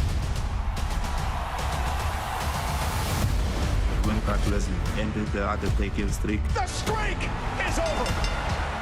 was definitely some tears in the house. Hands down, WrestleMania 1, the main event, my father. Cowboy Bob Orton. As WrestleMania makes history. Andre and Hogan standing there in the middle of this huge stadium. The irresistible force meeting the immovable object. Just one of those iconic moments of wrestling history. I remember being in Philly, how emotional it was. Finish the story. It was pandemonium. That was incredible. WrestleMania is the top. Biggest event of the year.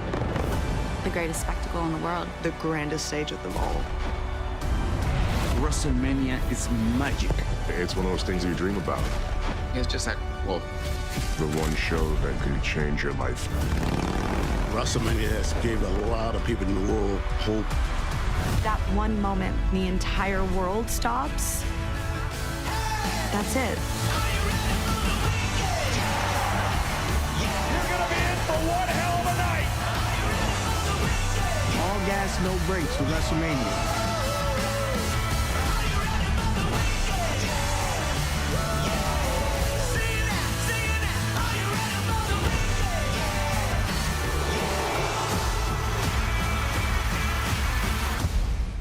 It's WrestleMania, bro. You know, there may be a generation of young kids who have their WrestleMania right at 6 p.m. because Obafemi is set to have his breakout moment here against Brock Lesnar. All right, Tyrese, when you think about it, I mean, you're a lifelong fan. That WrestleMania moment for you is? Oh, probably. They can't wait, by the way. They want you to do the strut. That's what this is all working for. They want to. Have you done the strut? Did you do the strut? I've done the strut before. Do you want to play the music for Tyrese? No. The strut is not happening. My Mania moment, probably John Cena win his first WWE Championship at Mania 21. Okay. You know, because that was like 21 years ago. Yeah, I was like 6 years old. 6 years old, you know, so that's like the start of a new generation for a lot of fans with him and Batista both winning. I mean, that's an unbelievable moment for me. There are entirely too many to choose from, so I'm going to rifle off a few off the top of my head. First being WrestleMania 7.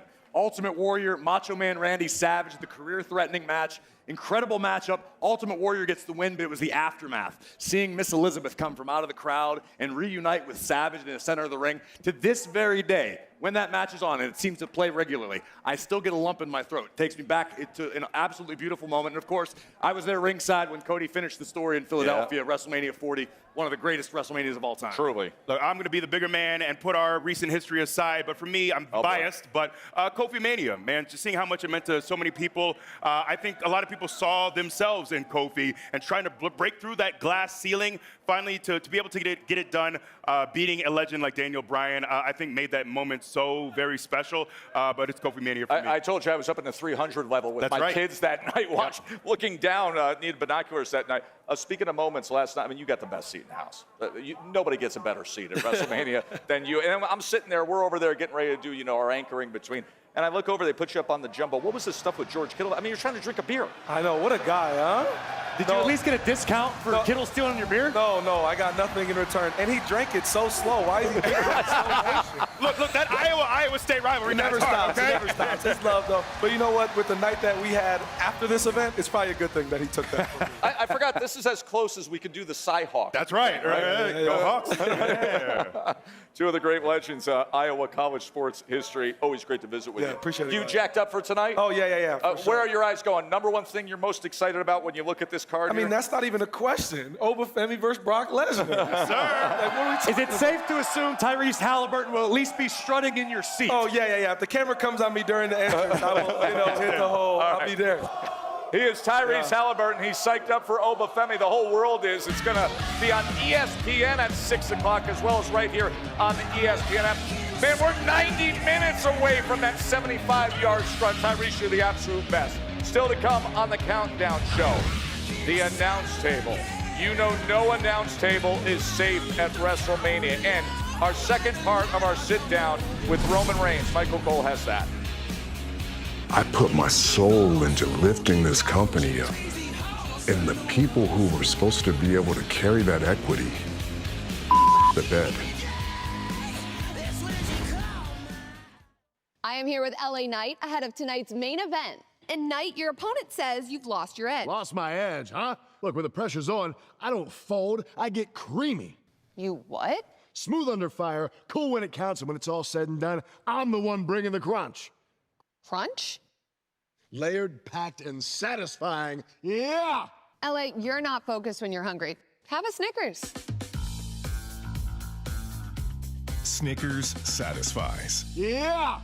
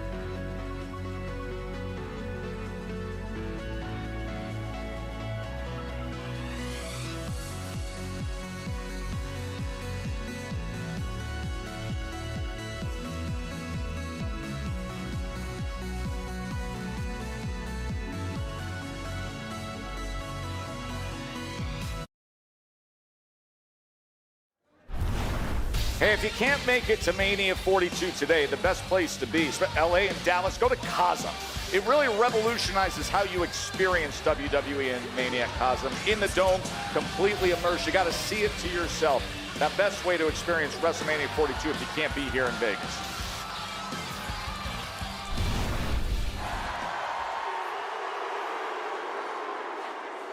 Sejarah apa yang dibuat oleh Ace Spino? Luar biasa.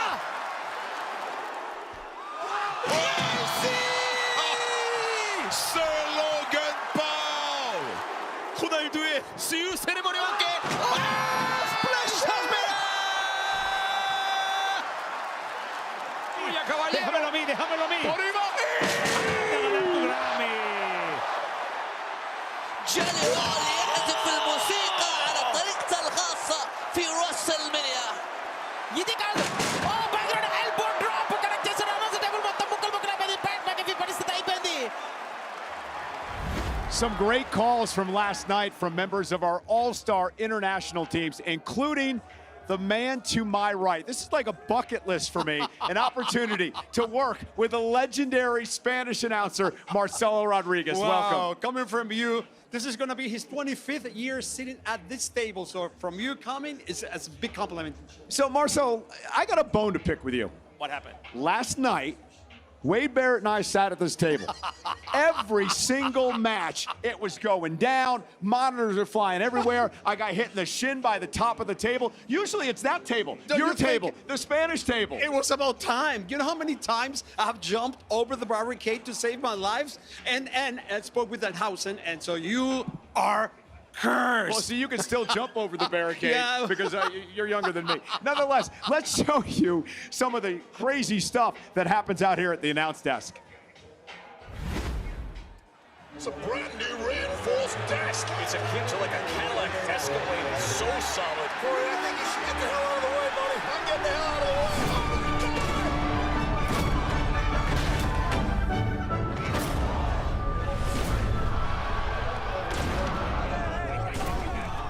Get out of there, man.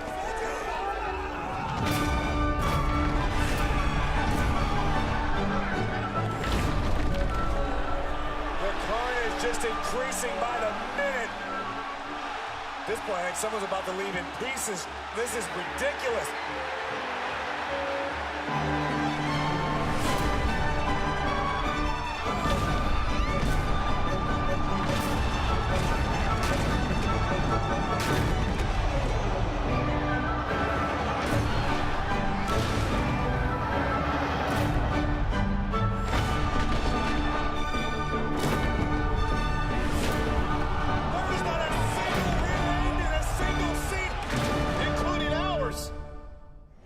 So tonight, I hope it's the Spanish announce table. Who knows?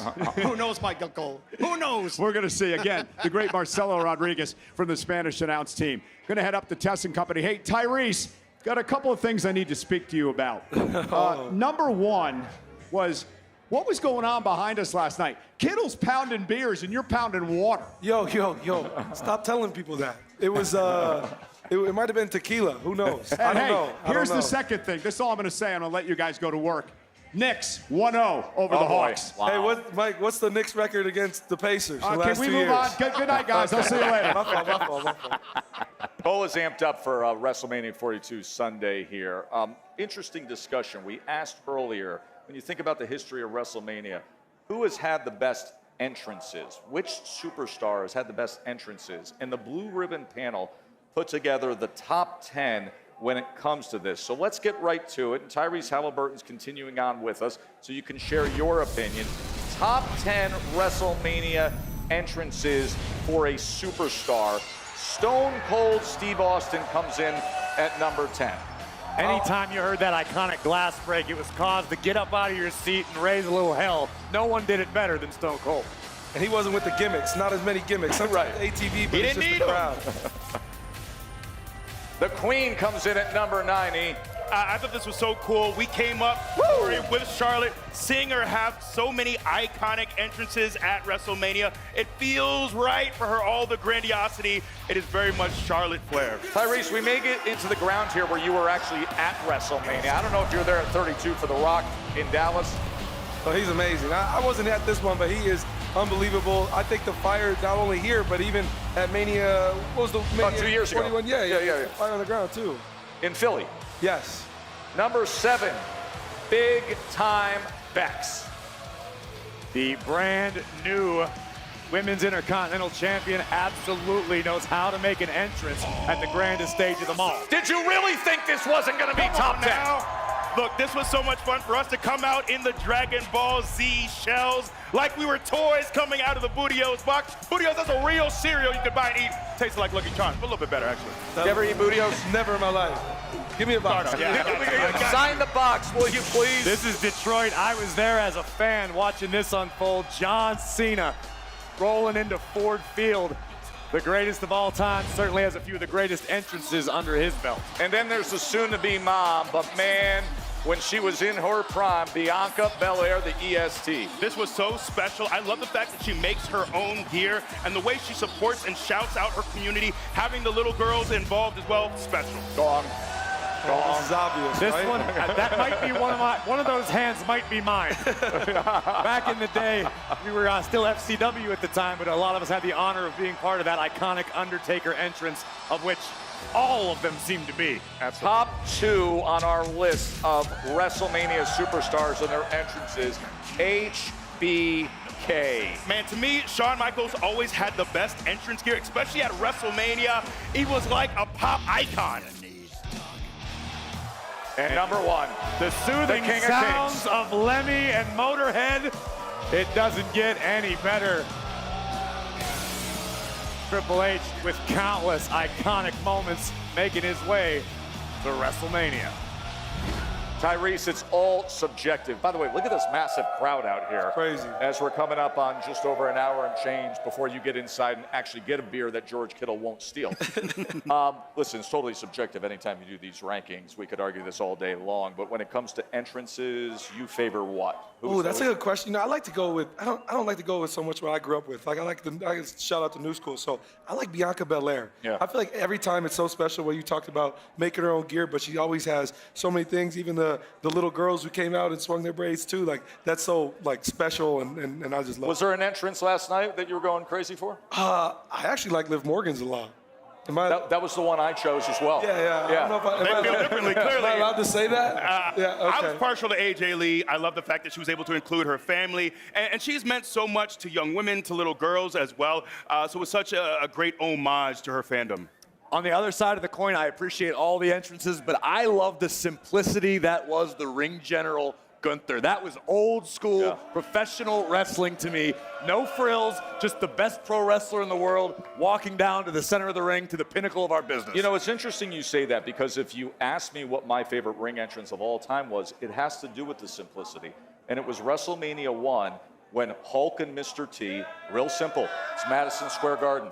It's the moment. And he's going old school, almost Marvelous Marvin Hagler look, with the traditional boxing robe in the Hulk's colors, the towel around the neck. It reminded me of championship boxing matches I've called at MSG with Mr. T at that moment. With that, if anybody's paying attention, I'd like to make a request, put this energy out into the WWE universe. Can we please bring back the mini ring that you can transport stars yes, from the ring? please. Long aisle, 75 yards this year. That's a lot of distance to cover. How about the mini rings on wheels? You remember those? Yeah, Randy needed that yesterday. I think maybe 10 minutes. He likes to take his time. It's the back, Tyrese. It's the back. By the way, how you feeling? Everything coming along? Yeah, I feel good. I'm 100%. I'll be ready to Okay, we're psyched for you, man. We can't wait to see you out there, but you know you're part of the family here. Always. So we're going to say goodbye to you, let you get in there, let you enjoy WrestleMania 42. Anything we should know about a prediction out of you today? Oh, I don't know if I necessarily have a bold take. Maybe my boldest take, what we talked about earlier with our guy Oba, I'm feeling a squash. I'm feeling an absolute destroying of the Beast, Brock Lesnar. Are you serious? I am. And they're feeling like you need to do the strut. No, we're not letting this die, Tyrese. You think that Oba absolutely slays the Beast, that this is the moment where Oba is never the same? For sure. After this, it's his life's gonna change. We're gonna make him do it. We're gonna make him do it. Wow. Oh boy, go ahead. Tyrese Halliburton doing the Oba strut. Hey, ESPN, get the social media digital machine There we going go. here for this moment. There it is. There it is.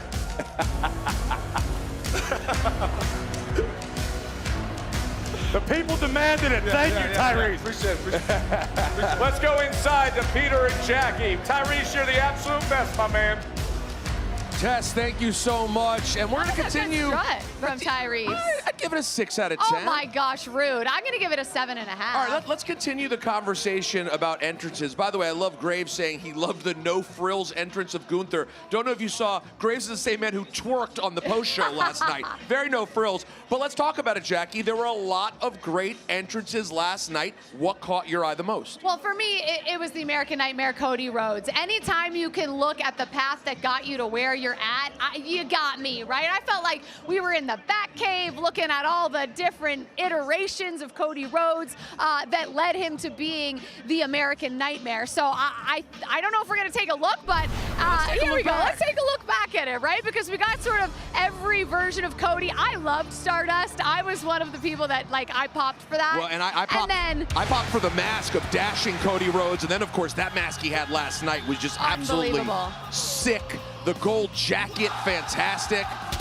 And I think paying homage to all of the versions of yourself says a lot about where Cody Rhodes is today, especially 100%. Considering the way that main event went, right? We saw different sides of Cody Rhodes. Very in well that match. said. And also, I love even the fans who want to boo Cody Rhodes, they can't hop. Oh, no matter what, you are doing that when you get to that part of the song, whether you were planning on booing or not. My favorite part was seeing AJ Lee and her family, her nieces. Let's take a look back at last night. AJ Lee's entrance in her Intercontinental Championship match with Becky Lynch. She had told me earlier in the day she was just completely on the verge of tears for getting to have her nieces with her. They all come out, they do the skip together. And as Big E mentioned earlier, we know what AJ Lee means to girls and women throughout the WWE Universe. So to see her have that moment, Jackie, like when you talked to her last night, clearly meaningful for her. Yeah, it wasn't lost on her, right? Like, to me, it really stood out that after the event, she said, listen, I didn't really get to say goodbye last time around, and I felt bad about that because I love my fans so much, and that came from the heart for her. That meant a lot to her, so I think she even said that's one of her favorite moments in WWE, top to bottom. So let me look forward to tonight. Okay. Let's look ahead. Tonight, I am here, and we are going to get some fantastic entrances. It's not going to surprise you. Roman Reigns and CM Punk. I think everyone should expect our main event to have killer entrances. What's your expectation for tonight, entrance-wise? Well, let me tell you, I'm looking forward to seeing the Demon, Finn Balor, and what he does tonight, because we haven't seen the Demon in quite some time, but I was there years ago at NXT TakeOver when the Demon came out with the chainsaw, and I still think about that as one of my favorite moments as a wrestling fan. So I'm hoping we get something of that nature from the Demon Every tonight. time the Demon has an entrance, it usually steals the show. Cannot wait for tonight. All right, let's send it back to Tess and the boys on the desk. Thank you very much, Jackie and Peter, as the crowd continues to get here to Allegiant Stadium. They make that walk over from the Fame Strip. And when they get here, they know exactly the kind of card that they are in store for. As you see, it is topped by the World Heavyweight Championship. Finally, after all the shared history, CM Punk and Roman Reigns meet up. We want to remind everybody, you can stay right here on the ESPN app, but the first hour of WrestleMania 42, for the first time ever, will be live on ESPN in addition to what happens streaming internationally. And what a moment for Oba Femi as he opens up WrestleMania 42 against Brock Lesnar before we get to the Intercontinental Championship 6-man ladder match. Yes, history-making WrestleMania on ESPN. It has been an incredible week of all the superstars, all the hype, all the coverage on the worldwide leader in sports. WWE loves our city so much, they're coming back. For the second straight year, we're hosting the biggest weekend in pro wrestling. WrestleMania storms back into Allegiant Stadium. Hi, I am here to take over ESPN. Y'all are at a crazy level right now. It is definitely next level. Let's talk about it. 75,000, 80,000 people all in Las Vegas to do one thing. Whoop that trick. You need to come to the ring with us. You know we got WrestleMania around the corner. I'm coming. I'll be there. Every year it just gets crazier and crazier. All we look at that is wrestling Super Bowl. This is our Super Bowl. I like to say the Super Bowl is the NFL's WrestleMania. This is the biggest season of my life. It's the ultimate spectacle. That's what WrestleMania really is. It's so fun. Paul Heyman! If you're gonna do it, take your best shot. Every match on the card this year has the potential of stealing the show. We have so many massive new stars. It's got to feel amazing to be headlining again. It's got to be incredible. Night one of WrestleMania is complete. What did we just witness? Paige returned to a WWE ring. I'm the greatest female wrestler of all time, and it's not just me saying. Just felt like I did my family justice. I'm on top and Drew's out. I love it, and I want to applaud Pat McAfee for that. See, the difference is I'm not as courageous as Pat McAfee. I ain't trying to get hit by one of them big boys. Night 2 is going to be something special. It's going to be massive. I know it's going to be a night that is looked back on forever. This Saturday and Sunday in Las Vegas. Styling, profiling. Listen, we've had some great media partners through the years, but as somebody who has spent the majority of my career on ABC and ESPN, I see it in a little bit of a different way, and I'm curious to get the take from the two of you, because I understand the activation and the promotional machine when it comes to the NFL games I've done and the college football games I've done. This is different for WWE. Do you guys notice a certain relevancy and awareness that perhaps you haven't seen in the past? I would say absolutely. I had so many friends texting me like, hey, your ESPN is on so many, you know, when you're on at the gym, it's ESPN. When you're just out and about, it's ESPN. I had so many friends texting me screenshots of me doing different hits with Stephen A, doing First Take, but really seeing WWE superstars this entire week have been wall to wall all over ESPN, all over, you know, ABC shows, so many different shows. The highlight for me is probably Jey Uso and getting into it with Cameron. Absolutely incredible stuff. Stuff I never imagined I would say. Yeah, it has been an incredible weekend, and being part of ESPN, it took E's point, it's become normal to see yourself or to see your friends at the airport when you're walking through the airport or sitting in a hotel bar, whereas once in a while you get really excited. Oh my God, did you see that? We were just on a commercial. Now it's constantly, it's over and over again. If you didn't know WrestleMania was going down this weekend in Las Vegas, you must have been living under a rock. And then there's the other conversation. It's not as if WWE hasn't been at the height of the zeitgeist of many eras of American culture. I mean, the mid-1980s, you got to be kidding me. It pretty much defined American culture. It's always been wildly popular. But then just crossing over that line to the same place where mainstream sports is covered. I think what it does personally is it takes it out of a certain silo and it lets you understand for athletically what goes into it. It draws back the curtain just enough where you have a great understanding of the industry better and more respect for it. Oh, I think you have no choice but to start to respect WWE these days. I mean, it's the biggest sports entertainment company on the planet right now. But yet there has been sometimes a great misunderstanding among mainstream sports fans as to what exactly they're consuming. And I think that has been chipped away a great deal with the relationship with ESPN. Listen, to those that believe no explanation is needed, to those that don't, no explanation will do. That's it's an awesome partnership. We got more eyes on WWE than ever before, and we're continuing to take over the globe. I love it. It's great to see. We got so many great athletes, and people are getting a better understanding of that now. No doubt about it. Of course, the man who puts everything together and guides us to get to this point with all the great storylines, all the great matches that have been put together, is Paul Triple H Levesque. And he had a very honest conversation with us recently as to everything that goes into the making of WrestleMania and the role he plays, the unique pressures that that man faces on weekends like this. Thinking about the course of the past year, obviously the role that John Cena played. Yeah. What were you most proud of when you look back at that year on the road with John and where everything went and where everything finished? John's happiness. You know. That it meant that to him. Yeah. That he was contented, happy, and fulfilled. Yes.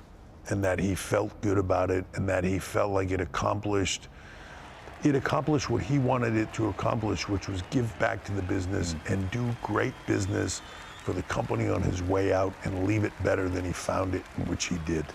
Fans are going to like it, dislike it, whatever it is.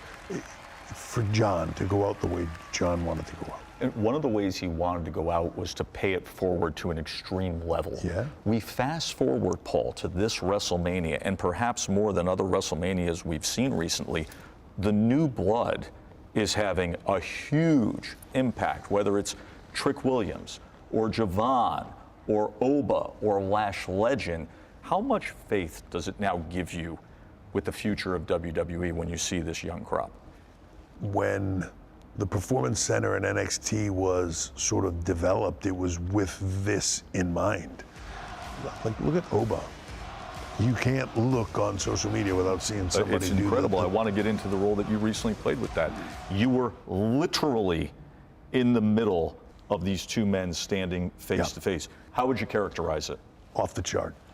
You know, I've been out there for some of the biggest moments with some of the biggest stars ever in this business. When I got out there and I was waiting for the moment to hit the ring, and it's more than just the sheer size of the guys. The way the fans are reacting. Listen, Brock's been Brock for 2 decades now. Brock The way they're Lesnar, reacting to Oba. yeah, Brock Lesnar has fought guys that people thought were, this is the next big thing, and the energy level is good, and there's a moment there and all that stuff. Nothing like this, nothing like this. There's a credibility to Obafemi that we haven't seen. There is an aura to him in a guy that is 27 years old. I've never seen somebody be that calm and that poised in this big of a spot that quickly. Our other women's championship match of Rhea Ripley and Jade Cargill, what have you liked about just seeing them face to face? Jade is, it's like a spectacle, right? Like you look at her and you're like, geez, like she looks like a comic book character. As soon as you see that silhouette on the entrance, you know. Yeah, looks like somebody drew her in a Yes. comic book and then she came to life in front of you. But that comes with a lot of pressure of, you look like the biggest thing in the business. So now you have to go back that up. Rhea Ripley is a force of nature from the moment This Is My Brutality hits. She's this free-flowing force of nature. I don't think she knows exactly what she's going to do next, but whatever it is, it worked and she knows it, right? So there's a different, one's just coming into that and one is sort of in this moment the master of it. World Heavyweight Championship, CM Punk, Roman Reigns. There is deep-rooted resentment, history between these two. When we look over the course of 42 years of WrestleMania, this has to be top shelf. This is one where it is on epic levels of tension, where at any point in time, you feel like this will go incredibly unprofessionally at any moment. It's the greatest tease for Unreal you could ever have. By the way. You are just sitting there. You can smell the gas in the air and there are sparks everywhere. This one is real. And real in a way that I don't think many people can fathom the amount of, you'll beep this, but the amount of you between the two of them is palpable. Well, listen, there's been moments in some of the promos, obviously, You in the can past feel couple of it. weeks where there's no getting around the authenticity of some of the lines dropped in these promos. And there's a moment where it ceases to be, watch what the crowd does to this reaction. When I say this, they're going to go crazy. If there's 20,000 people watching them in live in that moment, I don't think they give a damn. I'm saying this to get to you. I'm saying this to light you on fire. I'm saying this to get a reaction out of you. I sit at Gorilla watching them cut their promos, and I'm thinking to myself, am I going to have to hit the button and tell everybody to get in there and pull them apart for real? That's an unbelievable quote from Triple H when he was describing what went down with CM Punk and Roman Reigns and his reaction to some of these promos that were cut. There's an unbelievable amount of. Well, luckily tonight there is no button that will need to be hit. Tonight, the time for talking is through. Roman Reigns took to social media and sent out a message earlier today. The speaking part is done. Now it's time to fight. Roman Reigns, CM Punk, World Heavyweight Championship at WrestleMania. It doesn't get any bigger, guys. Yeah, look, a lot of the build, a lot of the messaging has been about Punk being old. I think Punk has a great opportunity to prove he's not old. And I don't see a diminished version of CM Punk. I don't know about you, but that's not what I'm seeing with my eyes. Absolutely not. This may be the best version of CM Punk, the most complete version we've seen. Maybe he's a step slower than he was 10 years ago, but that means he's 3 times smarter. And that's what Roman Reigns has to contend with. Several weeks ago, Roman Reigns put CM Punk through our announce table, and Punk laid there at the feet of myself and Michael Cole laughing, saying he wasn't the one that needed help. Because as far as Punk is concerned, he is the most valuable real estate in Roman Reigns' world. That's between Roman's ears. But you know CM Punk. When CM Punk feels like he's being backed into a corner, that's when he's his most dangerous. I have seen someone who has activated to another level. He has risen to the occasion and then some. I've seen Punk at his best many times, but it's like he's taken it to another level. He's laser focused. I think he has a massive point to prove. He's not ready to pass the torch by any means. I agree with you, and I don't think there's anything in this world driving CM Punk tonight more than the OTC chants. Punk hates hearing that. Yes, he does. Allegiant Stadium is going to be full of them tonight. You're just putting fuel on the fire of the World Heavyweight Champion. And look, he might not have been the one to handpick Roman, but he's the reason Roman's here. Well, let's reflect on the life and times and the history of Punk. Listen, this was actually infused into the storyline because Punk's talking about how envious he is, that nothing was handed to him, of where he had to come from, the road he had to take. Those were the years when I first met CM Punk, the early 2000s, 2003, something like that. I remember when he got signed to WWE and have watched this journey ever since. And now, after all these years, after this journey around the world, around the business, Punk is where he has always aspired to be. He is walking in to the main event of WrestleMania with the World Heavyweight Championship around his waist. CM Punk has reached the zenith of his career, and you can make damn sure he wants to stay there. Well, when you're on the side of Allegiant Stadium, it doesn't get bigger. Punk and Reigns, the headliner, the main event, the World Heavyweight Championship. That is coming your way on the ESPN app later tonight. Of course, Roman Reigns, his 11th career WrestleMania main event, the most in WWE history. He spoke to Michael Cole earlier today. He talked about his family and how much that means to him. He said, it's all about lifting up my family's legacy. That caps things today. Roman Reigns, main event number 11. 11! And this is a proverbial Mount Rushmore of WWE legends that Roman has had to run through on his journey to tonight. You see Brock Lesnar several times, the American Nightmare, Triple H on there. I mean, the best of the best of the best. Just the fact that he survived all those Brock matches alone is a testament to him. But you're absolutely correct. Some of the greatest of all time on his resume. He said to CM Punk recently, and he pointed at him, and he said, you're a nostalgia act. This experiment is done. And that's the kind of confidence that has skyrocketed Roman's career to the heights now he exists at. I understand the confidence. If it's not broke, why fix it? Roman Reigns talks the talk, he walks it up, he makes bold claims, and he backs them up. In Roman's mind, there's no reason tonight should be any different. This is another day at the office, with the office being the main event of WrestleMania. I just caution Roman to be aware. CM Punk is unlike any other opponent you've ever faced one-on-one on the grandest stage of the Roman Reigns was quoted as saying recently, we need to get this place back to where we had it, back when I was on top. Punk has talked about those 1,316 days.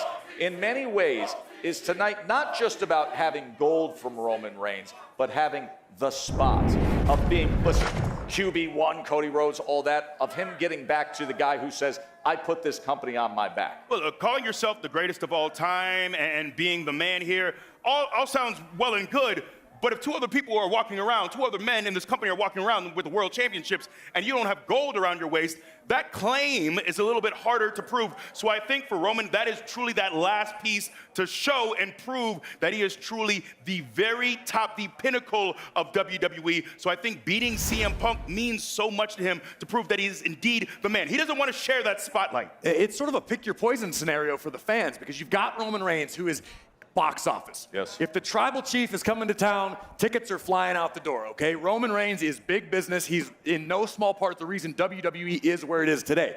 But on the other side of the coin, you've got CM Punk, who is old school in his mentality. He wants to be a fighting champion. He wants to be at every Monday Night Raw. He wants to be on every PLE. He wants to make every international tour and represent in person in a way that Roman Reigns, let's be honest, didn't for the majority of his time at the top of the mountain. Yeah, and you know, it's interesting too, because I remember many years ago, Roman kind of talking about part-timers. But look, he talked about the fact that all of us as talent, if we can get that spot, of the Roman spot of showing up once a month, once every few months. Look, it'd be insane not to take it. Of course, we'd all take it. So I think Roman is trying to prove that he's not just a guy who's going to pop in and out. He is a guy who is worthy of holding that crown and being the face of WWE. And think about it, this is a bit of a different Roman than we've seen up until this point. Roman's sort of evolving in his own view of the business. He wants to be a guy that some of the young guys can come to. He's now concerned about bringing the rest of the roster up to his level, whereas once upon a time, it was about keeping his boot on everyone's throat. That is the World Heavyweight Championship, CM Punk and Roman Reigns. Of course, the Women's Championship, also Jade Cargill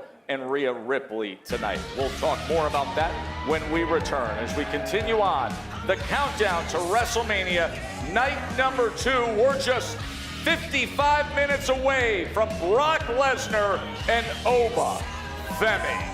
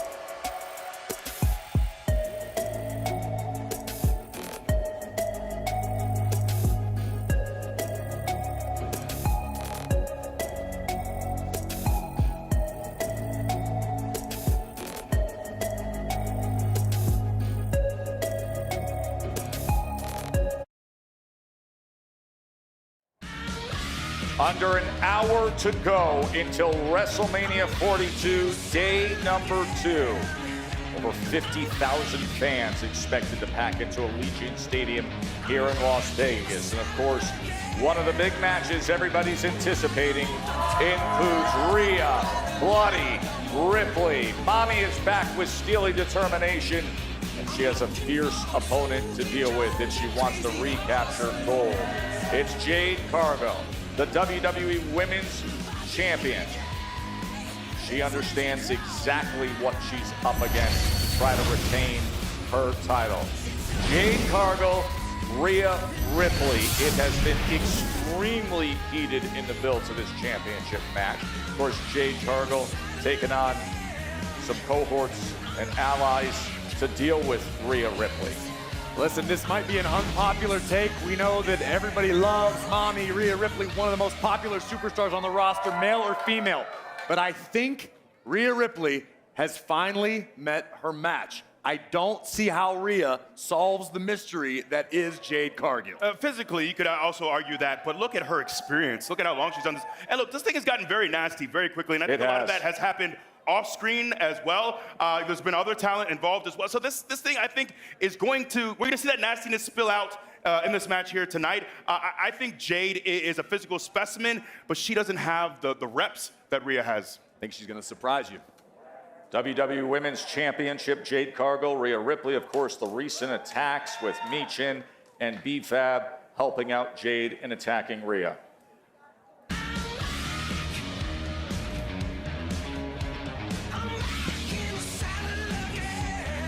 Welcome to Las Vegas. For just the 3rd time ever, this American entertainment capital hosts the most entertaining of all major stadium events, WrestleMania in Vegas, as night 2 has arrived. And Allegiant Stadium gets the nod for back-to-back years. And by the time this night is done, over 100,000 fans would have come through this weekend. Many here to see the Tribal Chief. Roman Reigns will be trying to capture the World Heavyweight Championship. But many are thinking they're going to witness the start of something big. Oba Femi is thought as the next great one. He has taken on Brock Lesnar within the hour. Plus, Dirty Dom Mysterio is here. His old friend and brother in Judgment Day is now his worst nightmare. The Demon Finn Balor is the 5 tonight in a street fight. And then there is Trick Williams with Lil Yachty by his side. You can hear the whoop that Trick chants behind us here outside the stadium. Trick Williams is trying to claim the United States Championship. The best in the world is here, CM Punk. He took the hardest road of all to be at this level. Tonight, he's looking to retain.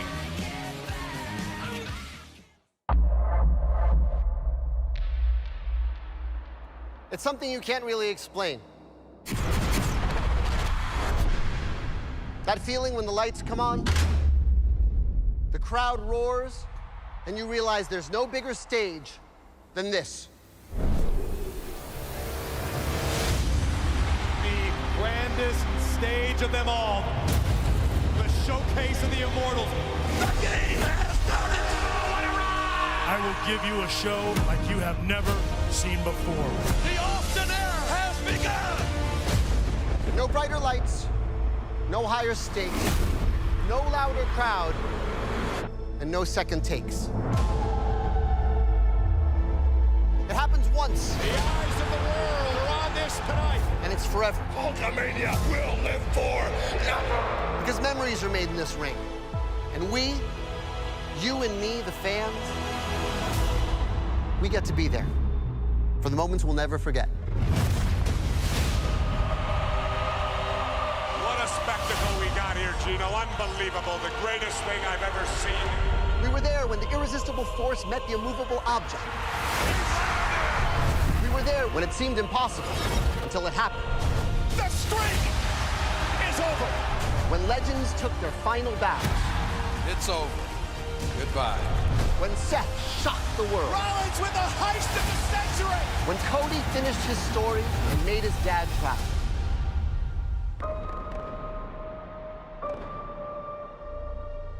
And years from now, decades from now, our kids will tell their kids that we were alive and we were there. When Punk fought Roman for the title. The tribal chief and the best in the world in the main event. Cuando la primera se enfrentó a la güerita. On the grandest stage of them all. When the voices tried to squash the nightmare. They talk to me and they tell me that I am going to beat Cody Rhodes. When Jade and Rhea stood face to face. Welcome to the big league. When Oba stepped onto this stage, the biggest stage of them all, for the very first time.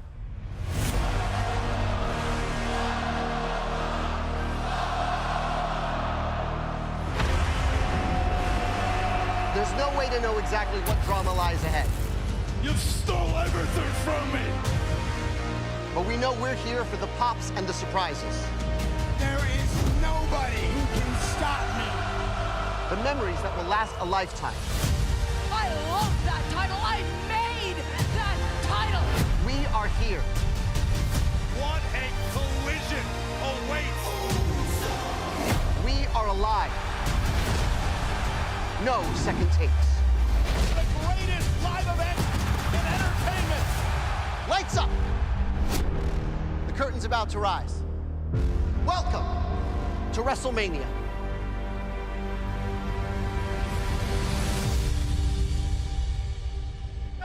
What an introduction by world-class performer and Broadway legend Lin-Manuel Miranda. Joe Tessitore alongside Corey Graves and Big E as we welcome you now, these final moments of preparation to the big night of WrestleMania 42 here.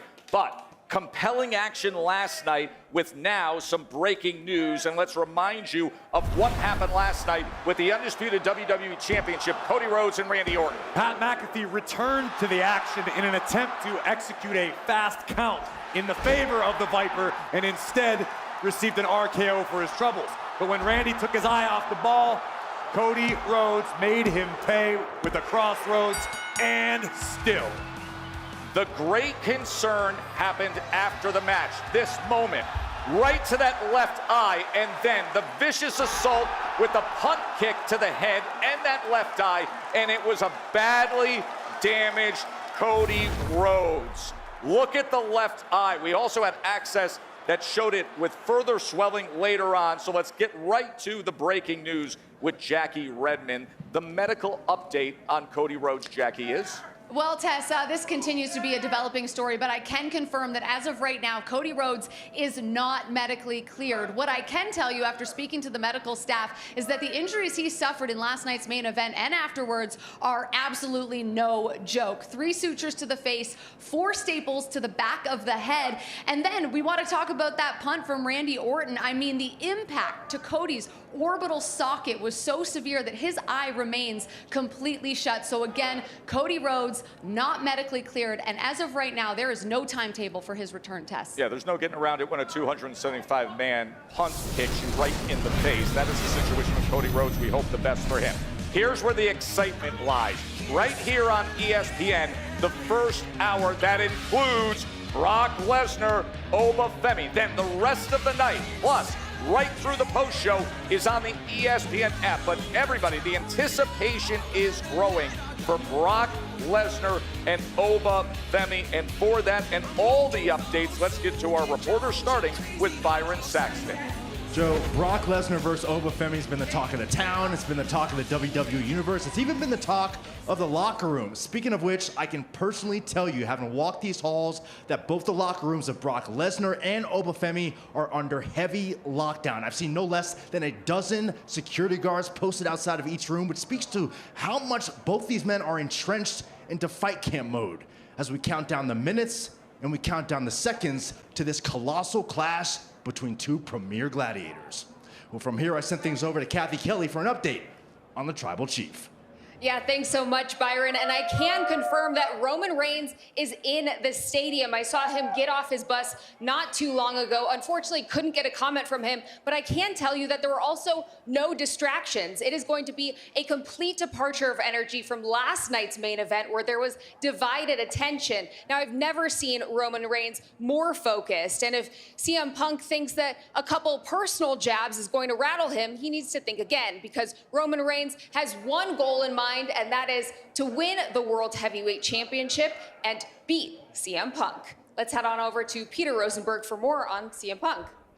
Well, thanks a lot, Kathy. And you talk about it being personal from Punk to Reigns. Don't forget, it's been very personal with what Roman Reigns has had to say about CM Punk, saying he comes from the indies and the bingo halls. But I talked to CM Punk earlier, and he made very clear, even when he held the title for over 400 days years ago, he was always thought of the underdog. And now, still today, as champion, he's still, in his eyes, seen as the underdog. But guess what? He wouldn't have it any other way. That's how he likes it for tonight. Back to you, Tess. Thank you. Let's further that conversation, Corey and Big E, in terms of the career of CM Punk. Debuting in WWE in 2006. Trust me, long before then, CM Punk felt then he was the best in the world. And this list of accolades perfectly illustrates what this man's capable of. And look, he is someone who has had a chip on his shoulder his entire career, never has quite been given the ball up until very recently, and I think he's carrying a lot of that energy into this match here tonight. The World Heavyweight Championship he looks to defend against the Tribal Chief tonight, Roman Reigns. This is the moment for CM Punk, who says, I was born in the backyard avenues, the alleys of Chicago. Busting my ass, made pro wrestling my home, made them my family. He recently sat down with Corey to tell all about this juncture now. So Punk, this rivalry with Roman Reigns is arguably one of the most personal we've ever seen in WWE, particularly as pertains to WrestleMania. But it's also deeply steeped in history. I want you to take a journey back in time with me, if you'd be so kind, to 2012, the Survivor Series, the night that The Shield debuted, as well as Roman Reigns. What were your thoughts on Roman at that time? He was with The Shield, and I remember sitting all three of those guys down and saying, like, okay, like everything you've done up until this point doesn't mean anything. Forget about it. I need you to go out there and make them never forget who you are. That's Roman Reigns! Roman Reigns from NXT! What is he doing here? And I went down the line and I asked each single one of them, like, what is your goal? What do you want to accomplish here?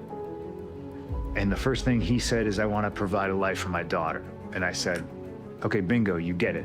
My initial impression of Roman was he's a second-generation superstar who maybe has what it takes. When your dad is a famous pro wrestler, you will be afforded opportunities. You will not have to grind to prove yourself. It doesn't feel like Roman respects you. Is there any part of you that has respect for Roman? Sure. I don't care if you don't respect me. You cannot respect me. What I won't let you do is disrespect me. When they wanted to sign you back, who'd you think they came to? Me. That title on your waist, it's an embarrassment because at the end of the day, you're old. The respect thing for me is something that's always going to get me because I'm a very prideful man. Things like, oh, they asked me if you could come back and I said yes. Oh, you're supposed to just sell a few t-shirts. Well, when you sell more t-shirts than Roman, he tends to get a little bit hurt about it. I think anybody would be a fool to not look at Roman and respect the fact that he puts his family above everything else. I love that. But it's real hard to sit back and look at a man who will do that and be a part-timer and think that that's okay, because there is a responsibility that comes not only with being a WWE superstar, with being a champion. Well, we're talking about respect, and you yourself mentioned Roman's family. Do you think maybe you crossed the line when you... I 100% crossed the line, because that's what I do. I am a gold medalist, habitual line stepper, because I will with you. I will get in your head. I'm gonna bury you next to your father. I have all the respect in the world for Sika, Afa, all the wild Samoans. He needs to be taught a lesson. So yeah, I crossed the line. Legitimately feel a little bit gross about it because it's low-hanging fruit, and I know I'm better than that, but I'm doing what I have to, and I'm following my game plan. And why do you think Roman won't be able to get it done on his own at WrestleMania? When has Roman ever accomplished anything on his own? From the Shield to the Tribal Chief, he's more of an idea that needed to succeed. He's somebody else's idea that had to get pushed through and cross the goal line and score. It's impressive to be able to say that this will be his 11th WrestleMania. Which ones do you remember? You remember the ones he lost. What does WWE look like on the other side of WrestleMania if CM Punk leaves Las Vegas with that still around your waist? You have a fighting champion. You have somebody that will be here every week to do his best to lead by example. I'm not hiding from anybody.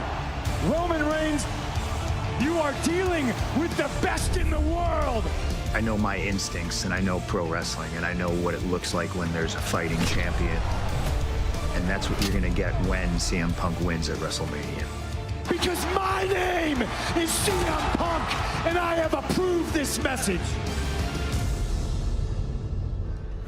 Oh, I gotta tell you, I cannot wait for tonight's highly anticipated main event, CM Punk versus Roman Reigns. Best believe it is personal. That's all going down tonight, WrestleMania 42, night number 2. Speaking of which, we are less than 40 minutes away from kicking things off here inside Allegiant Stadium as 50,000 strong continue to file in for night number 2 of the biggest event on the WWE calendar. And still to come, Kathy Kelly sits down with Rhea Ripley in an exclusive interview on the other side. Stick around. I have this undying motivation to win because he would be my most recent thing to overcome.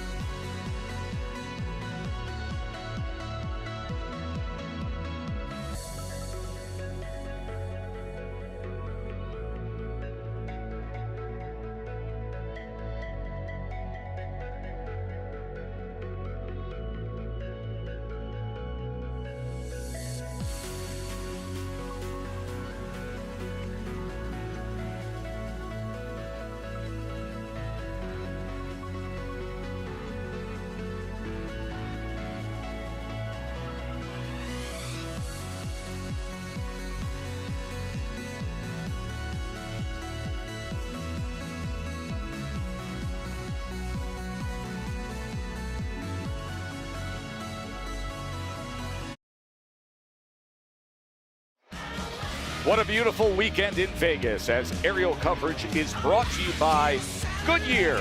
Tried, tested, proven legendary. As you look down there at Allegiant Stadium, we work our way to WrestleMania 42. The anticipation for Obafemi against Brock Lesnar. What a ride it's been for Obafemi.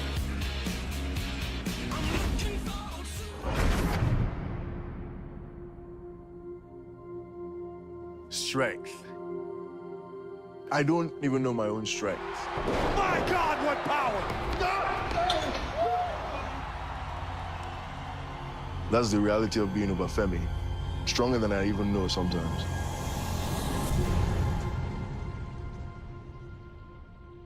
To best understand Obafemi's strength, go back to its origin, where his journey began. I'm stronger than a lot of people because I've lived life on hard mode in Nigeria. When I was coming up, things were tough. It was a harder life than it should have been. One source of joy for Oba was watching bootleg DVDs whenever he could of the men who would become his heroes.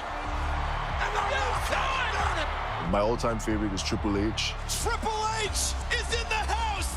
The Undertaker, The mysterious, the mythical, The Undertaker. the aura.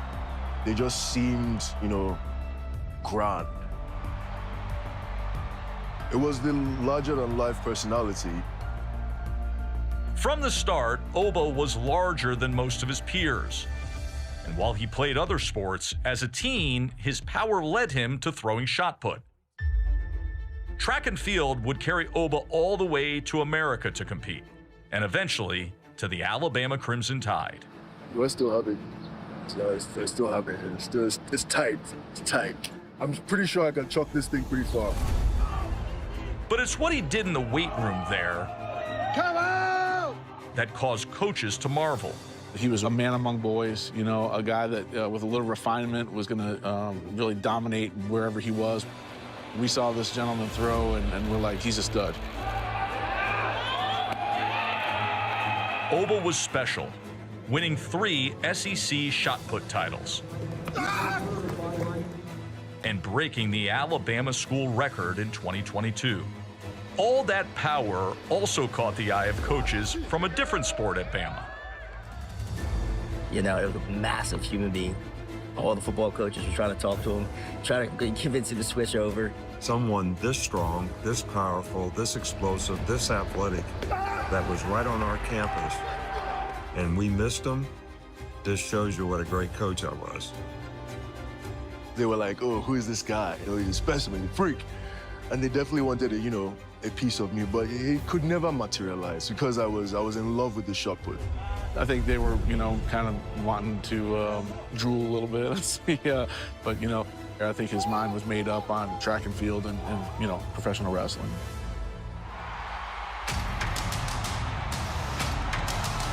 Less than 4 years later, Oba is dominating in a different ring. The bringer of war, the ruler, Obafemi. He enters his first WrestleMania driven to become one of the heroes he watched as a boy in Nigeria. I have this undying motivation to win. I've been in that winning mindset for so long now that I've kind of lost that underdog feel, but that's also part of the reason why Brock Lesnar standing across from me is such a big deal, because he would be my most recent thing to overcome. And Brock Lesnar wasting little time going after Obafemi as Femi trying to get in the ring, and now Oba driving Brock into the ring post. This is the biggest challenge I've ever had in front of me. The athleticism and competitiveness, the size and the power, and of course, the strength. Because I am strong, mentally and physically. The potent powerhouse, Obafemi. I will bully my way through those circumstances. Holy! That's what strength means to me. So that is the life story, the journey of Obafemi. And when you look at this crowd here that is gathered in anticipation, of what has really become perhaps the buzziest of all matches at WrestleMania. You understand the roof may come off this place when Obafemi comes down. Speaking of big men with breakout moments, two guys that have had that in their career. Daniel Cormier, always great to visit with you, Nice to be here. Nice to be here. And Big E, as we continue on. Remember, right here on ESPN, top of the hour, it will be Brock Lesnar and Obafemi. Hey, Brock still to this day, DC, still to this day, guy can sell. Let me tell you something, and this is what people are missing. Everybody's loving Obafemi, and I love him too. But I got to tell you one thing. I was looking in Brock's face. The last time I saw that look was when he walked into the octagon and he pushed me. Yeah. In 2018, he looks different. He looks mad. Everybody's on this Obafemi thing. Brock Lesnar's motivated, man. Just watch. Well, this is also unique because anytime we see someone up against Brock Lesnar, especially at WrestleMania, in a match like this, it's Brock Lesnar and, oh, that poor soul. Yes, this feels very different. First time. That's right. First time. But sometimes those are the kind of moments where you've lost before it's even started. Right. But that's the difference with Obafemi. Obafemi willingly stepped to Brock Lesnar in the build to this. Willingly said, I want that open challenge. And you know that strut's coming this way. He fears no man. Let me tell you something. I was in San Jose one time, and he sat next to me when he was in NXT, and they showed him on camera. And when I sat next to Oba, I said, who in the world are you? He said, my name is Obafemi. I said, I fell in love with you on that day. This kid is athletic. He can move. He's big, explosive, powerful. And you're right. If you're going to craft a person to stand across the ring from Brock Lesnar, you craft Obafemi. DC, I give pause when I look to the man to your right and I see the chest on Big E when I say something like this. But some guys were just put on earth to be that big, to have that much strength, to have that much power. This is God-given stuff with Obafemi. Oh, absolutely. He's a monster, man. I mean, this guy's throwing a shot put, breaking records at Alabama. Look, it's one thing to break a record at a university, but to do it in the SEC is a completely different matter. Obafemi did that, and he has transitioned seamlessly to professional wrestling. He looks the part, he can move, he can do it all. But again, we all love Obafemi. He is the belle of the ball. He's the pretty girl at the prom. But Brock Lesnar, the old girl that's been there for a while, says I'm still valuable and I still matter.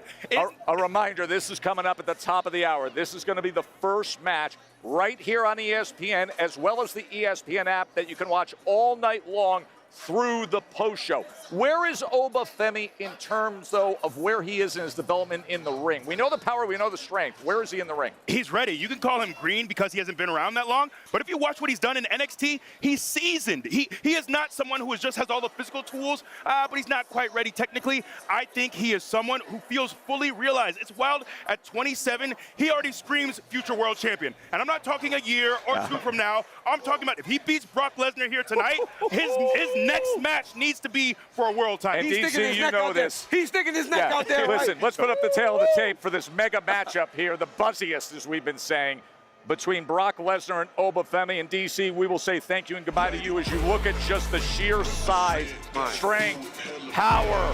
Look at the numbers. The 56-inch reach of a chest of Brock Lesnar against the 310 pounds of Obafemi. They better reinforce that ring. Listen, I'm going to my seat right now. I will be there 15 minutes early because I don't want to miss the strut.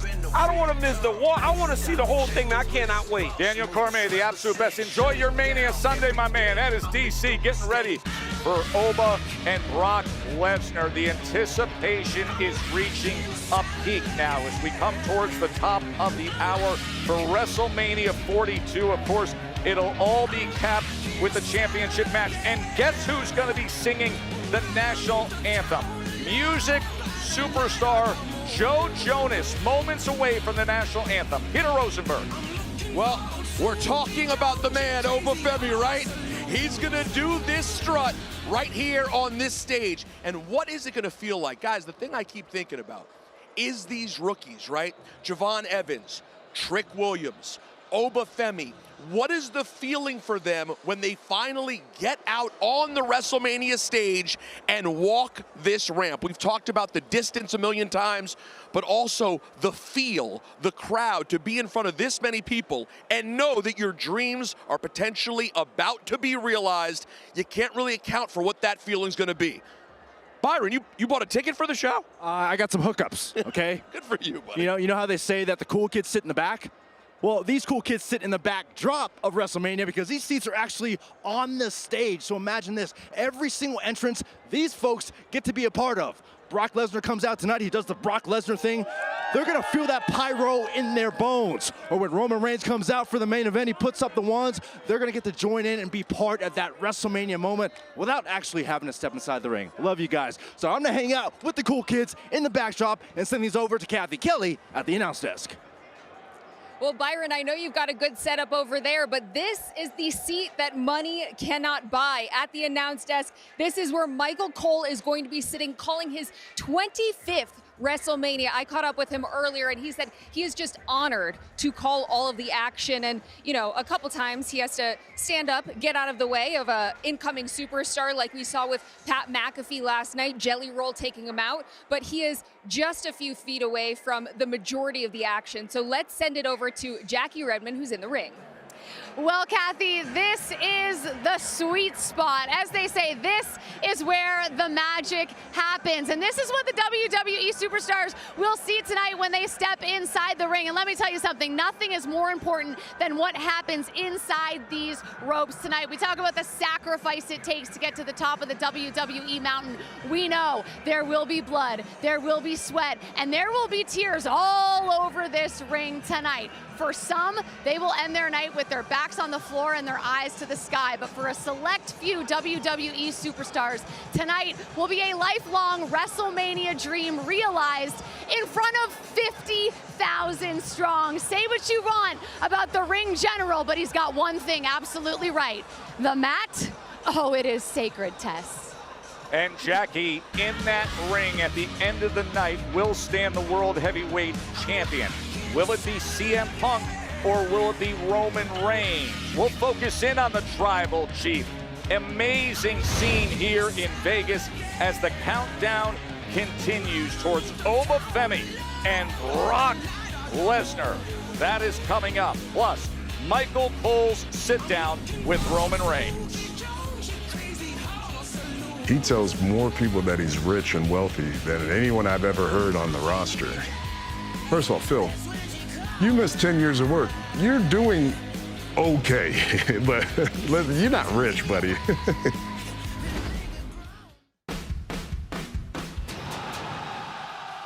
The ESPN app is home to WrestleMania 42 and every WWE Premium live event.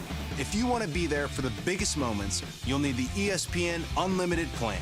To sign up, go to the link below, or if you have ESPN from one of these providers, ESPN Unlimited is included at no additional cost. Just head to activate.espn.com and follow the steps to get set up. Then, sign into the ESPN app and you're in. WrestleMania and the biggest WWE Premium live events, all in one place, anytime, anywhere.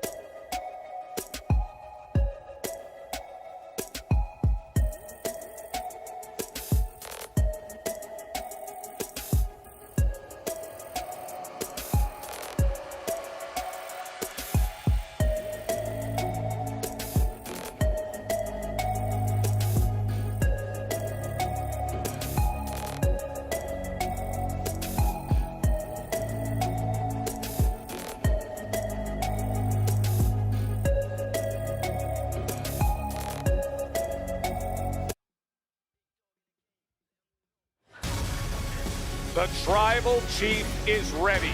Roman Reigns. Nobody has main evented WrestleMania more than the Tribal Chief. Michael Cole caught up with him. 2014, the only time that you guys have ever gone one-on-one. You won that match, and it wasn't long after that that CM Punk decided to leave WWE in a huff. Coincidentally, over that decade, we saw the emergence of Roman Reigns and then the Tribal Chief. Is that why it irks you so much that Punk returns to all this fanfare, calls himself the best in the world, yet he wasn't here and didn't go through what you had to go through? I think what irks me the most is that I put in all that work to get us to a point to where we can move on from people like CM Punk, that we can move on from people like John Cena, from The Rock. I put us to a point where we were so strong within our own full-time roster. And now I look around, we're living off of this nostalgia of CM Punk, and it's not 2012. I put my soul into lifting this company up. And the people who were supposed to be able to carry that equity to bed. That's what irks me. Punk is what he is. He's tried his hardest in the last 2 months to affect my superstardom. He can't. He brought your father into it. They did. And that's what people who have nothing do. They bring in people who have nothing to do with it that can make his name ring stronger because he don't have the clout. He don't have that standard. He don't have the effect on people, the impact. He has to use greater men's names. He has made a point, obviously, of being here every week, and Roman Reigns isn't here every week. You had a great comment when you mentioned that the most important thing to you in your life is being home as a husband and a father. That seemed to bother Punk a bit. Why? Why do you think? Doesn't have a family? Well, you know what's funny? Let's up the ante here.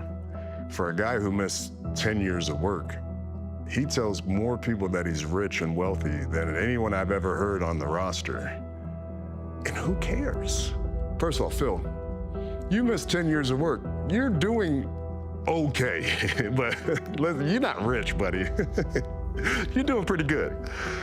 But what's it even matter if you don't have a generation to pass it down to? Who are you gonna give it to?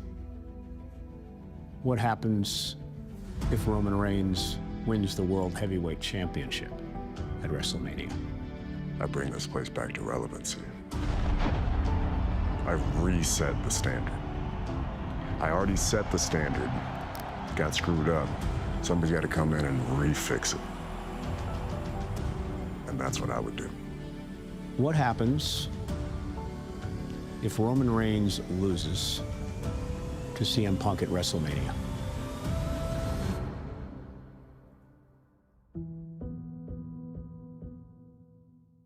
If I lose to CM Punk at WrestleMania, I don't belong in the WWE anymore. I think if I were to lose on Sunday, I'd say my work is done. The work lies ahead, and it lies ahead in a main event for the 11th time. The most in WWE history. Look at all the opponents he's faced through the year. The Undertaker, Lesnar, Triple H. The list goes on. All A-tier superstars, some of the greatest of all time. Sometimes two at once. Just an incredibly decorated resume, and I think this is arguably the biggest name on that roster. Beating CM Punk would be massive here tonight. And now to listen to what he just said, to hear Roman Reigns put that pressure on himself and say, if I lose to Punk, I don't deserve to be here. There is as much legacy pressure on this match between these two men as we have seen in years. Roman's put a lot of pressure on this. This is massive. He's saying if I lose tonight, this could be it. This could be the end of my journey here. I think he sees himself as someone who has taken the torch and has taken WWE to another level. And in many ways, he feels like CM Punk being world champion is WWE backsliding. As different as these two superstars are, as many differences as they both have, their viewpoints on this business, on life, they're still very, very similar competitors. There's a reason why they are both in the main event of WrestleMania. There's a reason why they are both some of the most decorated superstars in WWE history. They are all-time greats already. But to your point, Tess, legacy. Legacy is on the line tonight, in addition to the World Heavyweight title. I want to remind everybody, the championship match is on the ESPN app. You may be watching us on ESPN now, and you can do that through the first hour. Then it's the ESPN app for the rest of the card, including CM Punk and Roman Reigns. Now, as for what is happening in just a matter of minutes, it is Brock Lesnar against Oba Femi. The final preparations are being made right now. So let's go to our reporters and get the latest updates, and we start with Kathy Kelly. Joe, I can barely hear you over the loudness of the crowd behind me. I was asking them earlier who they think is going to win between Brock Lesnar and Oba Femi. And while the consensus is that it's a split decision, they all want Oba Femi to win. It is kind of crazy to think that they are all behind this man who is just starting his WrestleMania career. But for more on Oba Femi, let's head over to Jackie Redmond. Well, Kathy, I asked the legendary Undertaker this morning what makes Oba Femi so special, and he said, Jackie, this guy has caught lightning in a bottle and done something that takes most superstars years to figure out, and that is connect with the fan base. He said this is one of the fastest rising superstars WWE has seen in a long time, and it's ironic that he's stepping into the ring against a superstar in Brock Lesnar that had that same immediate impact with the fans when he debuted 20 years ago. So, Tess, I think it's safe to say this is a must-see match. It's also safe to say that everybody's ears are going to be ringing for about the next 3 days. Folks, trust me on this. As somebody who has covered Super Bowls and college football national championships and massive title fights, there is nothing that's more purely a spectacle of excess when it comes to sound and energy than these moments just before WrestleMania. This place is right now electric, getting ready for Brock Lesnar, Oba Femi. This is special, and what a way to kick off WrestleMania. You're going to see two of the biggest, most fierce athletes on the planet collide here tonight to start off night 2 of WrestleMania. Let's get into the reality of what we're about to see. Brock Lesnar has torn through people in the past, including just John Cena last year.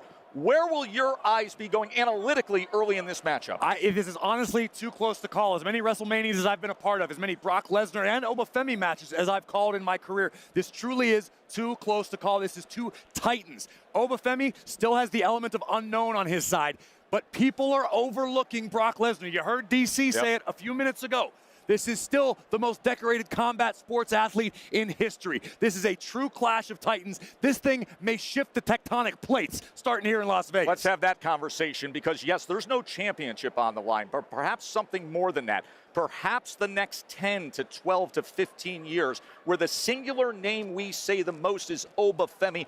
Is this potentially the breakout moment generationally? Absolutely. If he wins tonight, his career is skyrocketing. If he loses tonight, I think he takes a step back. Maybe we retool. Maybe a lot of that promotional gloss that Oba's gotten, I think it starts to get kind of scaled back. If he wants to keep his foot on the gas, he needs a win tonight.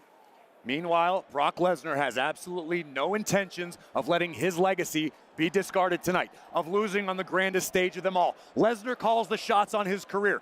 Oba may be the one to change all that, but Brock ain't going down without the fight of his life. WrestleMania has always been a display of intense excess, of flash and of fury, of embellishment end on end, of raw hard truth of competition, and of one thing, opportunity. And that is what Oba Femi has tonight, opportunity.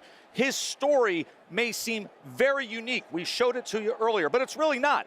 It's classically American, his story. It's hard work, it's hope, it's opportunity that's met. But tonight, in just moments, he meets the most celebrated, unconquerable combat sport athlete of a generation, Brock Lesnar. To celebrate this great country and to start WrestleMania Day 2, we welcome music superstar Joe Jonas. Ladies and gentlemen, here to sing the Star-Spangled Banner, please welcome multi-platinum, Grammy-nominated recording artist, Joe Jonas and DNCE.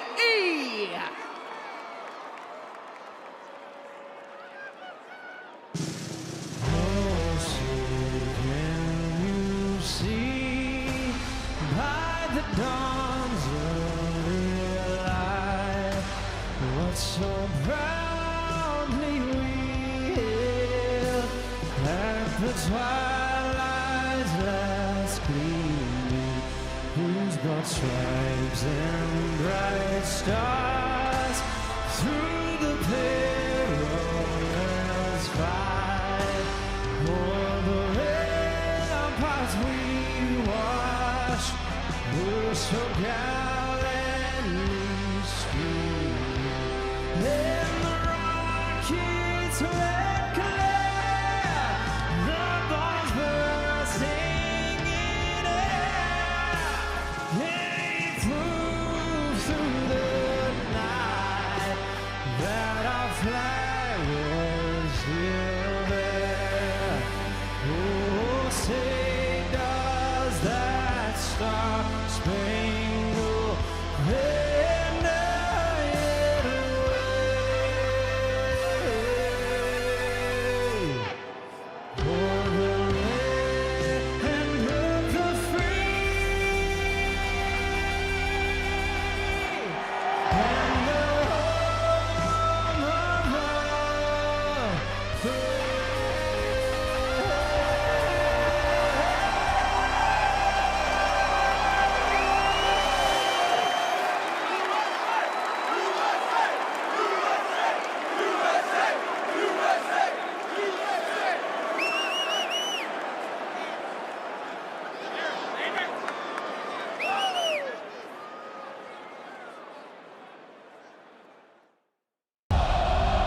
Tonight, live from Las Vegas,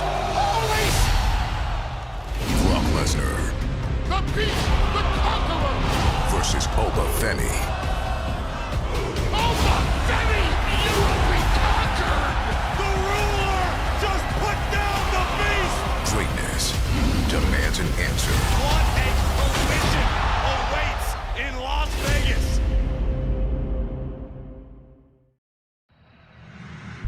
Tonight, live from Las Vegas, the best in the world, CM